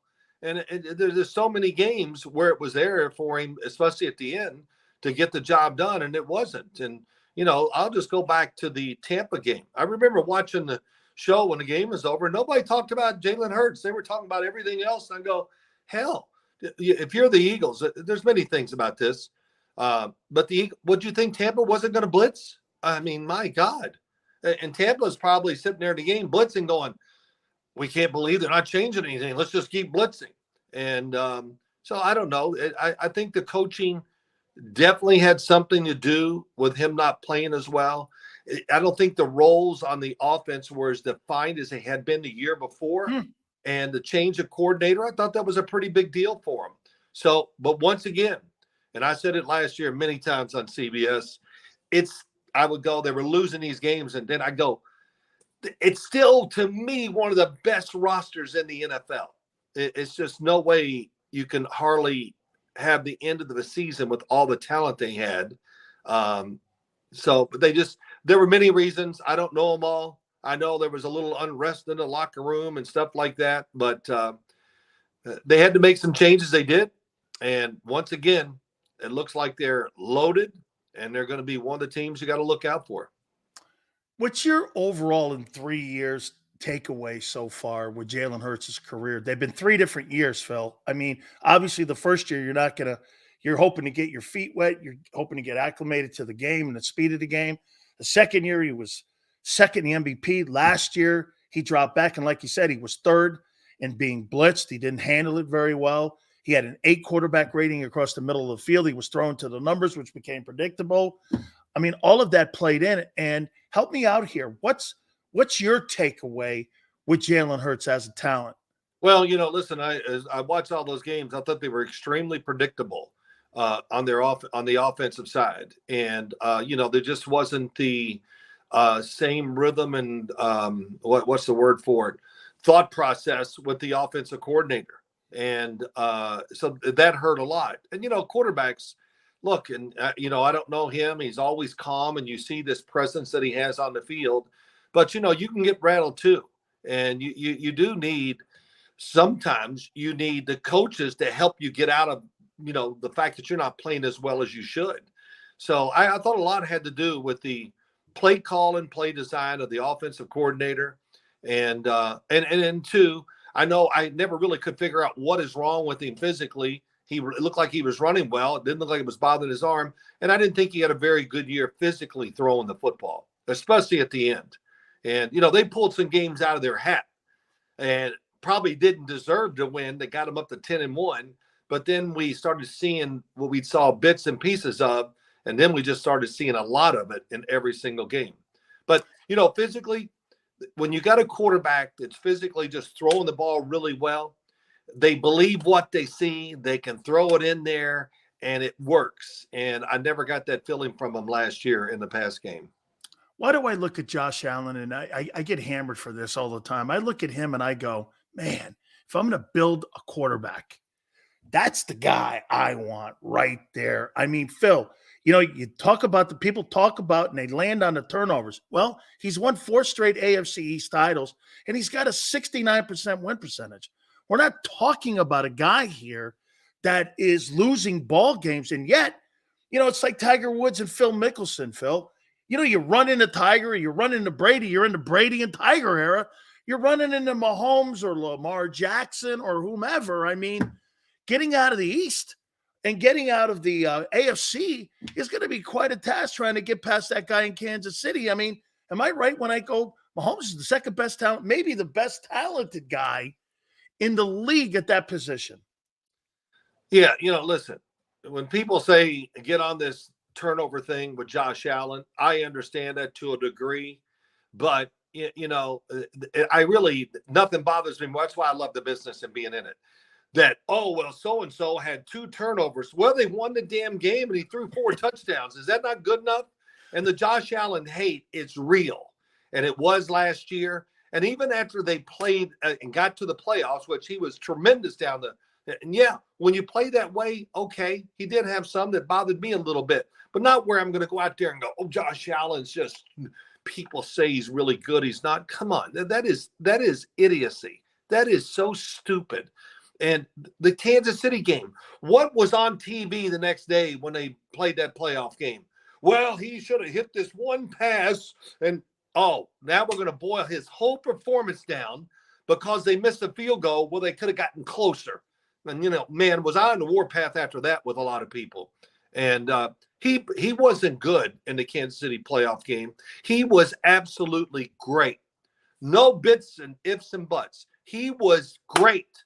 So be a man and say that you were wrong and tell the damn truth. And then finally, it took a little while that people, oh, yeah, he is pretty good. No kidding. Oh, my God. The running. Go ask all the players that play against him and the coaches, see what they think. Hell, can you know what they were doing during the week? All right, now, this guy's different. Holy Christ. He can. How about when he runs against Kansas City and then there's about 4 guys that have an angle on him, steps on the gas, goes in the end zone. There's 3, 4, 5 quarterbacks in the NFL could even do something like that. So I get tired of the Josh Allen stuff. Hopefully it dies. But, now, they're all happy again, all the haters. Oh, they lost a lot of players. Oh, Buffalo's going to fall. Phil, I think he's going to be better. Well, you know why? Because he's going to have to spread the ball around like Mahomes does in Kansas City. And I think you're not going to be reliant on – Phil, I want to show you this. Listen to this. Look at these big money wideouts. Devontae Adams, he won a Super Bowl? No. Has A.J. Brown? No. Has Tyreek didn't have that money then? They moved him when he wanted it. He ain't winning one in Miami. So all these big money guys, Jefferson's not winning one in Minnesota anytime soon. Every single one of these big money, $25 million wideouts are not winning if you are reliant on the guy on the corner and on the guy on the numbers and not the quarterback in the pocket. You're not winning, Phil. I don't care what wide receivers you have, what dream team you have. If that quarterback isn't the best guy in your huddle, you're not winning. Yeah, look, the quarterback, there's so many other things too, and it's how you present yourself to the team. What do you do in practice? How are you in the meetings? Those things, look, and I say it, and I had a great teacher for 8 years in Bill Parcells. I learned everything about football, the managing the game, practice and all this. And he would get mad at me sometimes. Hey, Sims, you're not their buddy. You're their quarterback. You lead them. I don't want you quit being so nice to your offensive. How's that working out? I was having a rough period. I was really getting hit a lot. And he goes, Sims, it's your fault. I'm like, of course it is, Bill. He goes, you're take him out to dinner some more. How's that working out for you? I mean, he was endless. But my point being this, when you're quarterback in the league, you really have to have a personality, and you got to be able to help players reach who they are or whatever, and set a standard that they have to follow. I think that's something that's really lost. You can do all the interviews you want before you draft them, but you really never know until they get there, start practicing. And if things get rough, what happens then to the quarterback? So that's what I've learned through my whole life. Even my high school coach, college coach, and in the pros, most of them will say, hey, you got to take charge of this because you got more power maybe than we do as coaches. And I kind of understood that. I tried to do it. It's not always easy as it sounds, though. What were your takeaways with the draft this past weekend? Well, I thought all 6 quarterbacks that went in the first round, I think they deserved to go in the first round. I thought they were all first-round quarterbacks. McCarthy too, right? What's that? McCarthy too, right? Yeah. I mean, listen, there was not a lot to really grab onto as far as what they did. He didn't get all the throws that these other quarterbacks did where you could see everything, the situations. But let me just say this. The one thing I said about him, and you got to pay attention to or realize, when you play on a team that doesn't throw a lot, it's hard. Everybody goes, he didn't have to throw much. Let me tell you, that's hard. It's hard to get in rhythm because when I always use it. When Dan Marino missed a pass, he didn't care because he knew the next 10 plays they're going to throw it. So he's going to be in rhythm the whole time. When you're asked to pick up third downs and not get those throws before third down, sometimes it's hard to make it work. But JJ did a really good job of that. He can run. The other thing that, one of the things I talked about that he's going to have to learn, he only had one speed, and that's throw the damn thing as hard as you can. And he was accurate with the football too, throwing it like he did. But the NFL, that's what I call a thrower, but you got to be a passer too. So you got to have touch, learn to throw the ball over people, under people, this and that. And the routine plays, you got to be a damn machine hitting the routine plays. And so, yeah, JJ, when he came out, I'm sorry. I said, why is he coming out? I mean, come on, he's going to be drafted in the 3rd or 4th round. That's what I thought. Well, but once I started studying him, I went, okay, I see it. I understand. And, of course, I don't get to see these interviews and everything else, but apparently he has all the little qualities, or at least you think he does, that I just talked about that are going to help him when he goes to the NFL. You know what, Phil? I wonder how hard that is for a guy like you, because if I'm not mistaken, there was one game in your career where you threw for almost 600 yards, but you had to stay. It's kind of reminds me a little bit of Josh Allen going to Joe Brady up there after going from Ken Dorsey, where you have to really buy into, and it must have been so hard for you seeing your contemporaries like Marino and Montana and some of these other guys throwing the ball all over the yard, and you're going hand off to O.J. Anderson, going to Dave Meggett, handing it here, playing tough defense.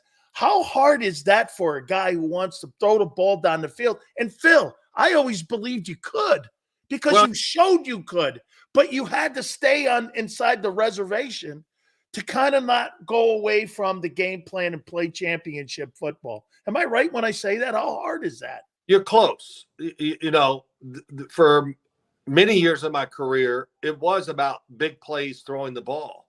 And we were very aggressive. And, you know, just like a good example, we would play the Washington Redskins at Giant Stadium. We did this in 86. I'll never forget this. We ran the ball all over them and won the game. So we go down there and play them at RFK.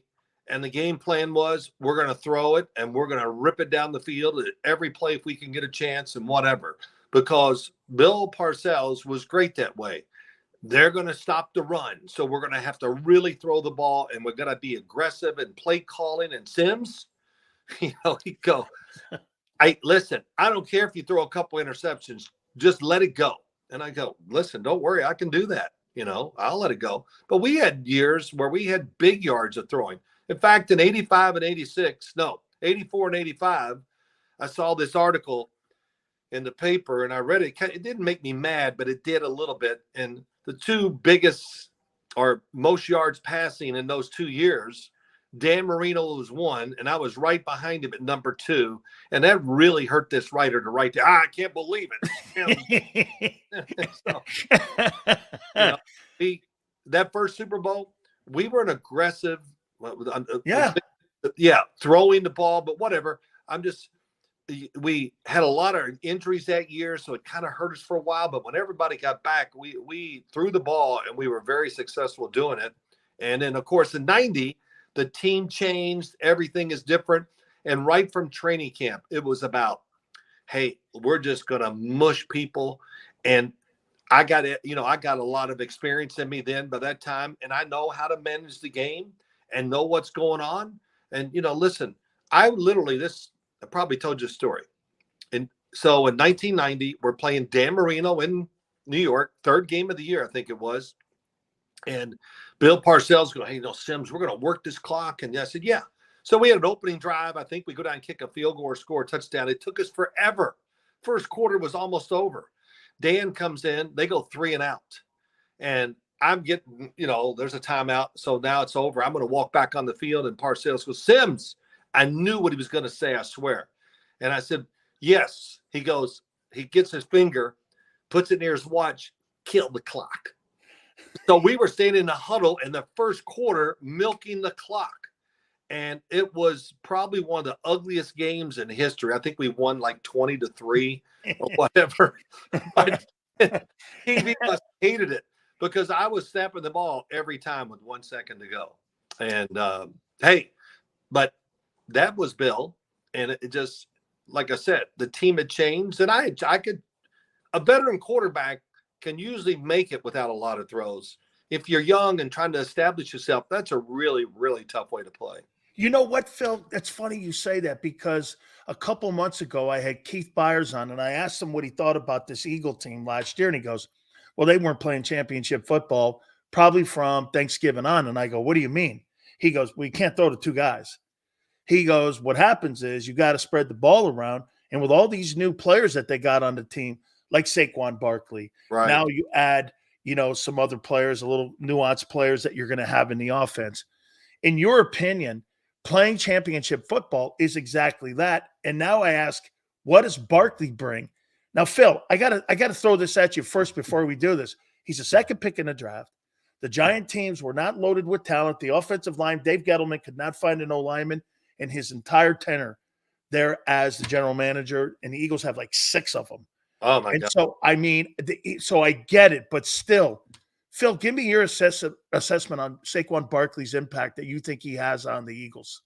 I think he's going to have a big impact. I do. You know, I was watching some of his plays probably about a month ago after all this went down, and I watched it. I just got, you know, the great thing about technology now. Oh my God, I love it. I just write in Saquon Barkley, and I just watch his runs, and you know he still has enough in the tank to get it done. And of course, there he is with that offensive line down there in Philadelphia, and now Kellen Moore. I got to see it to believe it. If he can design the run game and win games and just be, you know, sometimes you just got to be the biggest, baddest people on the field. Philadelphia should be able to do that. And with the quarterback, the receivers, the O-line, and here's another thing that bothers me. Mekhi Becton, they signed him. I'm going to tell you, you watch with that O-line coach at Southland, I think, I forgot his first name. Jeff Stoutland. Yeah, I mean, he's going to turn Mekhi Becton into a damn all-pro. And Mekhi Becton stayed healthy for whatever last year, the Jets. It was solid. He's coming. You know, I saw him, you know, recently. Oh, my gosh. He is the – have you ever been around him? Listen, Phil, I said this. I go, he could have picked anywhere to go, but he wanted to go. There's two guys, Callahan now in Tennessee, who used to be at Cleveland, and Jeff Stoutland, who I think is also one of the top two O-line coaches I agree. in the NFL. And he could have picked anybody, but he went to him because he's going to be the swing tackle. And boy, I'll tell you what, man, if that guy can stay healthy and get the coaching that he needs and the quarterback play, and now you have Barkley, I got to tell you, man, that guy may be one of the best free agent signings that you have in the offseason here, because if that guy can get his you-know-what together, Phil, that's another big body they got to worry about in Philly. Dan, trust me, I really mean this. He's got it together. I see him at this facility. He's not far from my house. I've seen him in there training. He has turned a corner. He did last year. He trained like an animal the whole offseason, everything. And Stoutland's going to help. You know, I can just see it coming. I mean, come on, it's a perfect marriage. Now, you know, even at tackle and everything, you got to be lucky not to get hurt. Right. Offensive linemen, everybody's falling everywhere. And I would say almost every single injury that happens to an offensive lineman is the same. Somebody falls into them. And, but yeah, that one, I just went, oh my God, the Eagles, it's amazing. They're picking players. They did a great job there, but getting him and Barkley, boy, I would say Jalen Hurts has got to be sitting in there just laughing, going, man, we are doing a great job. Do you think, Phil, that Howie Roseman is the best cap management guy and contract guy that's in the NFL? Because when I look at the deals they do, look at the cap hits. They're so low because the owner gives them the bag of money up front, Phil. Yeah. So those cap hits are low. Instead of having the back end like Dallas, where you got to start dumping players because that money starts hitting the cap, they do it the reverse. They give you the bag of money up front. Then they got those minuscule cap hits. And what they're able to do is renegotiate after 2 or 3 years. I mean, this guy does – I don't know what he is really too much when it comes to his defensive personnel, but I'll tell you, man, when it comes to contracts and cap management, I don't think there's a better team in the NFL than the Eagles. Yeah, you know, I'd have to look at all of it, but I would – my first inclination is, yeah, he's the best. I mean, man, he's just putting everybody – it's like trying to chase, you know, when I was playing, trying to be John Elway or Dan Marino. That's pretty hard to do, and it's pretty hard to be – Howie Roseman, what he's doing, the moves he's making, and it's awesome to see. And another good draft by him. Gosh, dang. I think they got probably the best corner in the draft, in my opinion. I know he went to Toledo, but I watched him. I was really impressed. And so, yeah. Mitchell. Yeah, Mitchell from Toledo. What do you make of Cooper DeJean? I mean, you know, Bill, when you talk to certain people, I talked to Dan Morgan and Alonzo up in New England as well, right, and Tom Telesco. There's different opinions on him where they're looking at him and saying they think he's going to be more of a slot safety or like a slot corner or a safety in that position but again, 4-4-5, he's a guy like he can play. He plays in zone. That's Vic Fangio's defense, is a zone defense. Both guys are zone defensive backs. So they've drafted what they wanted to plug in to try to be an impact immediately so it won't be foreign to him. So what's your takeaway on DeJean? I liked him. I studied him pretty hard too. And I definitely can be a slot corner. There's no doubt about that. He can be a safety too. Hey, look, some people just know how to play sports. And he's just guys, they just got it. I always say he scored 28 points in basketball too. He was some freak of nature athlete. Well, I saw a video of him. I think it was when he was in high school. I think he jumped and did a 360 dunk like it was nothing. So that kind of told me he's got some talent, or he's got some ups and he's got some speed. But yeah, I think he's got a chance to be an outside corner too. I don't know if I would just say he's not going to be an outside corner. He could be. So, and the Eagles, their team, it's big, it's physical. They got pass rushers still. So, that always helps corners to find their way in the NFL. But help me out here on Bryce Huff. Who is he? The Eagles signed him to free agency. In your opinion, Bryce Huff, what is Bryce Huff? Oh, I think you're gonna do the same thing. You're gonna, wow, the Eagles did it again. I didn't like him. I loved him. I went to training camp with the last year. I was there 2 days just to kind of hang out and just watch. And, all those great I said, God, they got 10 guys that can make the team at defensive line. And I remember just going, watching. I go, damn, Bryce Huff might be the best one of all of them. And that's saying something. But he flashed just so much in practice. And I love just kind of hanging around. And they walk by me. I go, hot damn, that guy's big, But, yeah, I think he was a great pickup for the Eagles. I really do. Kind of like for the Giants. I did the same with Brian Burns, and I think the Giants I love the move. Man, I love him. Yeah. And they only gave a 2 and a 5 up for him, Phil. I mean, last year the Rams were ready to give up 2 1s for him. Can you imagine this, Phil? Carolina gives away McCaffrey, didn't get a first. They give away Brian Burns and didn't get a first. I mean, I got to tell you, man, Brian Burns, in my opinion, there were 2 teams that wanted to give 2 1s away, one year, the following year. The Rams were talking about giving 2 in 1 year away.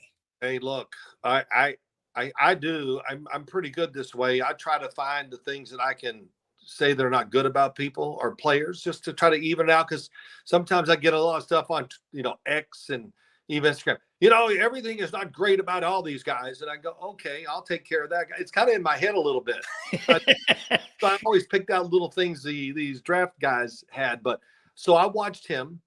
He hustled, unbelievable, chased down plays, physical. And, as I watched it, I go, whatever stats that are being acquired by other guys on the front of the Carolina Panthers, it seemed like most of it was becoming because of him.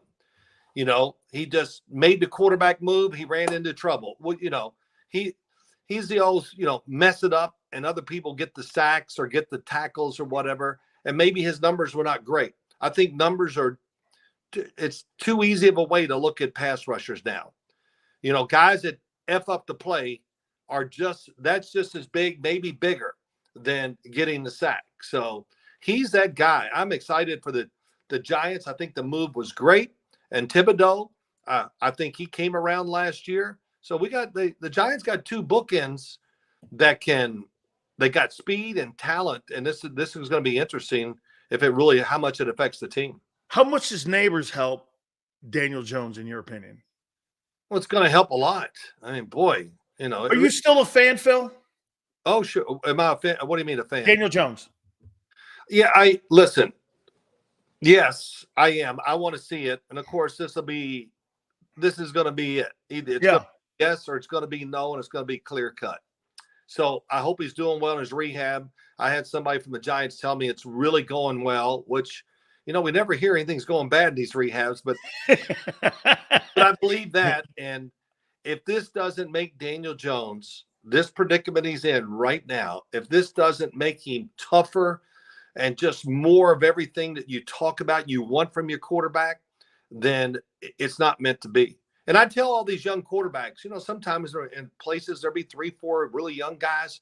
And I tell them the same story a lot. And they'll say this. And I said, 2 of the, and I try to clean it up. 2 of the, I don't want to say just demanding quarterbacks in the history of the league that I've ever been around. I mean, they were so demanding that you just go, wow, calm down just a little. just, I'm being careful with my words here, but who do you think it is? Those two that were just demanding and just wear you out. And if you weren't on board, they're going to kick your butt out. Sonny Jurgensen. No. Stay. It's a little more modern day than that. Okay. Oh, Brady and probably Mahomes. Yeah, no, Mahomes does it with love. Oh, okay. Tom Brady and this big guy. Roethlisberger. Who's on TV all the time with 9 million commercials. Peyton Manning. Oh, my God. Peyton was an animal. And, Reggie Wayne used to tell me that he used to do this. Reggie's a Cane. And so I go, what was it like playing with him? He goes, dude, listen, we had a 3-hour game before a 3-hour game. He goes, damn, my entire time I thought I was still at UM in college going to train table. And we were out there for 3 hours prior running the entire game plan. Oh, prior to going into the game versus say the Patriots or the Ravens or what have you. He goes, he would practice finally the coaches had to come in there and go, like, man, 3-hour practices before. And even Ed Reed would go, hey, you know what made him so the more studying you did on him, yeah, that's how you beat him. You didn't beat him on Sundays. Ed Reed used to say this, Phil. You beat him on Wednesday and Thursday. Practice and in the film room was the only way to beat Peyton Manning. Yeah, I think it's all true. It really is. He was, they had names for him, and it was all true. Listen. I went to practice. I'll never forget this one day in Indianapolis, and we go out there, and no coach basically said a word the whole practice. Peyton did all the talking. He had the sheet, the script in his waistband. All right, I need 3 wide receivers. Oh, and he called the play, and then play be over. All right, I need this, need that. They come running in, running out, and he'd call the play. They run it, and practice was immaculate. It really was.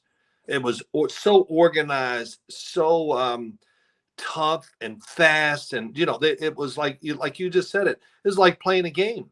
And so I was part of that little I guess you'd say with the coach. I didn't do it, but Bill Parcells, every practice was the most damn important moment of our lives every day.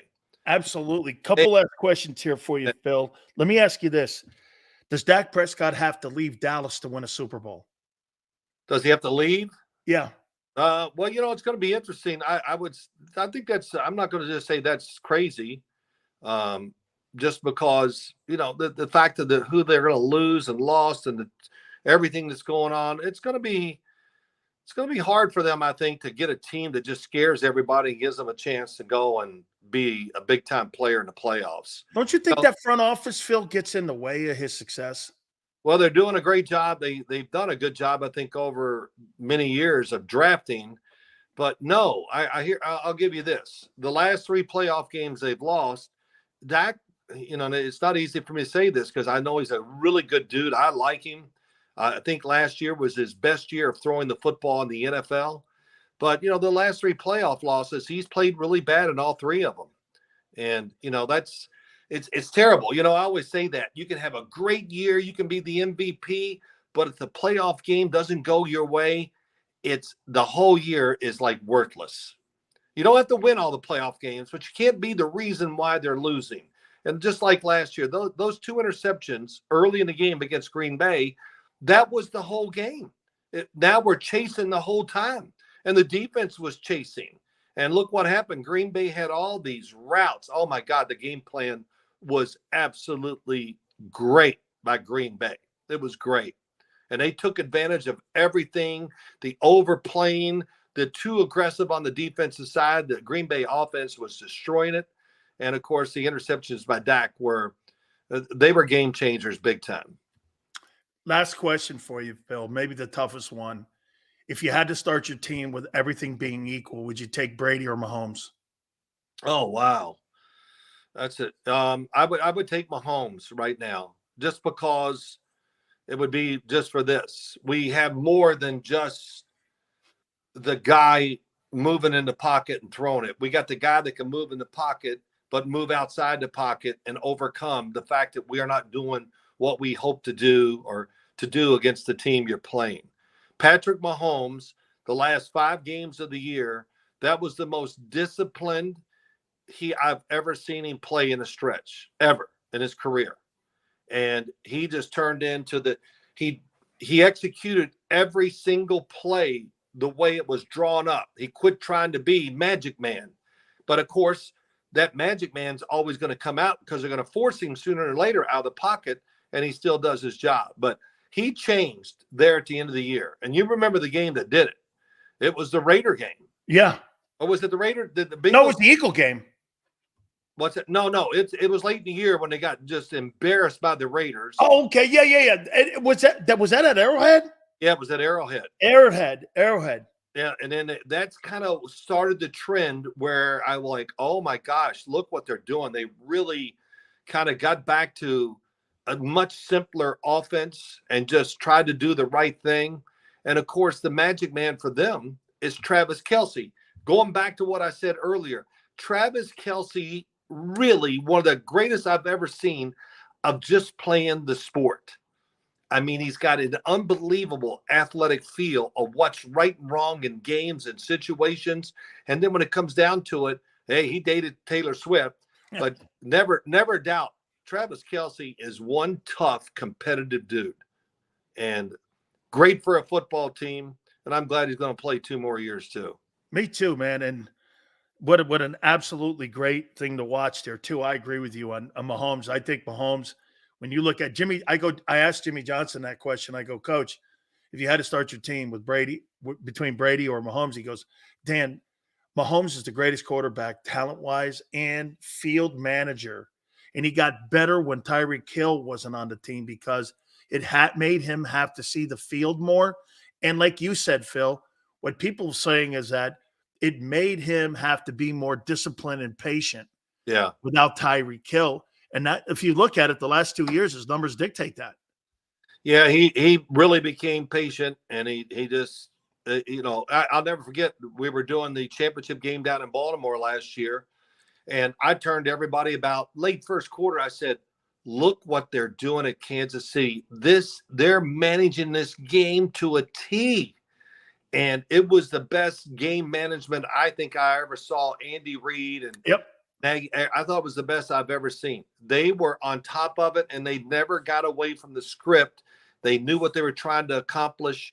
And, Baltimore, I'm not saying Baltimore thought it anything except Baltimore was going to try to be the bully. And what I really liked about it is right from the start, the Kansas City Chiefs were willing to fight, and they just fought longer. That game was out of control physical.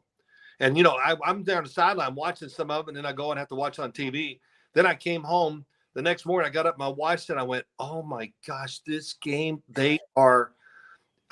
everybody, it was wicked. And, the guy, I hate to get in all this, Patrick Queen, oh my gosh, he wanted to, be careful when I say this. He was trying to kill people. Oh, I know he was, man. And he was fantastic. Well, 18 million reasons why Pittsburgh signed him. It's with him in Pittsburgh and the kid they drafted from North Carolina State. Yep. Wow. Listen. Yeah, that's going to be great. Phil, I got to roll. Thank you so much for finding time. By the way, tell folks where they can get you on your new podcast. Sims Complete. It's the podcast, and we just did one yesterday where I did the quarterbacks that got drafted. We made some film, and I showed the good and bad, and we went into detail. I was really happy with it. And my son Matt is great at this. He's got a good sense of humor. He picks on his father a little too much, but that's okay. So it's all good. I wish I could do a podcast with both my sons, because people always ask me, hey, what do you guys do when you're all together in dinner? And I said, what the hell do you think we do? We talk football. They talk checkers. What'd you say? I said they talk checkers. Yeah. What do you think the Sims do? Okay, these guys are talking football. Phil, thank you, my friend. You're the man. Thank you. Great game. Great Phil Sims. God love catching up with my friend. He's absolutely spectacular. Please hit the like button. Keep it here, National Football Show.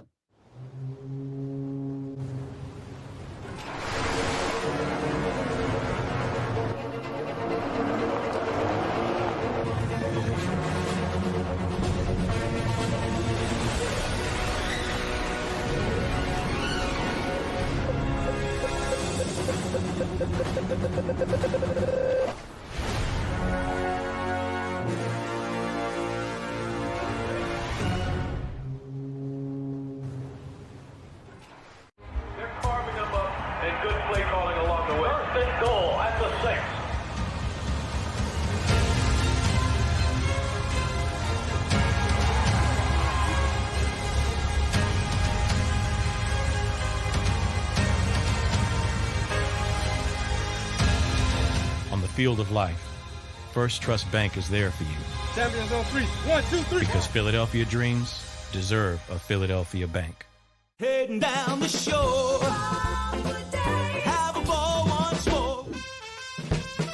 Here, imaginations run wild and time stands still. Because here, you can find the best of the Jersey Shore, all on one 5-mile island. So leave the old you behind and get lost in the woods. Wild, wild, wildwood days. Plan your stay in the Wildwoods today.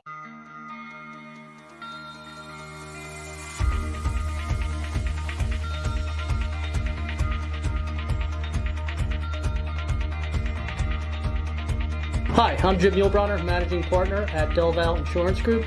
Give us a call. We're a local, knowledgeable agency, not an 800 number. Go Birds!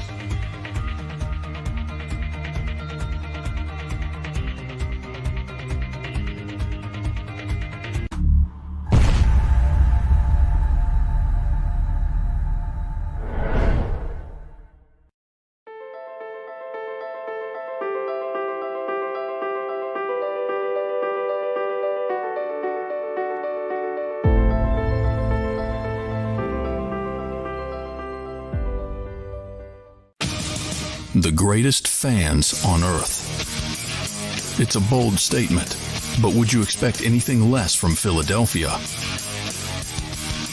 58 years of heartache creates a toughness, a grit, a resolve not found in most.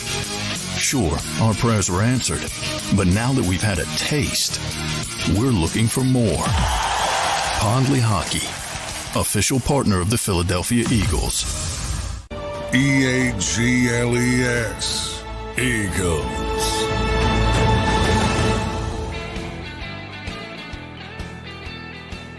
Look at this guy here, Steven Slapnuts. I want Mahomes to throw where Mitchell and DeJean are playing. Let's see if he's got the balls.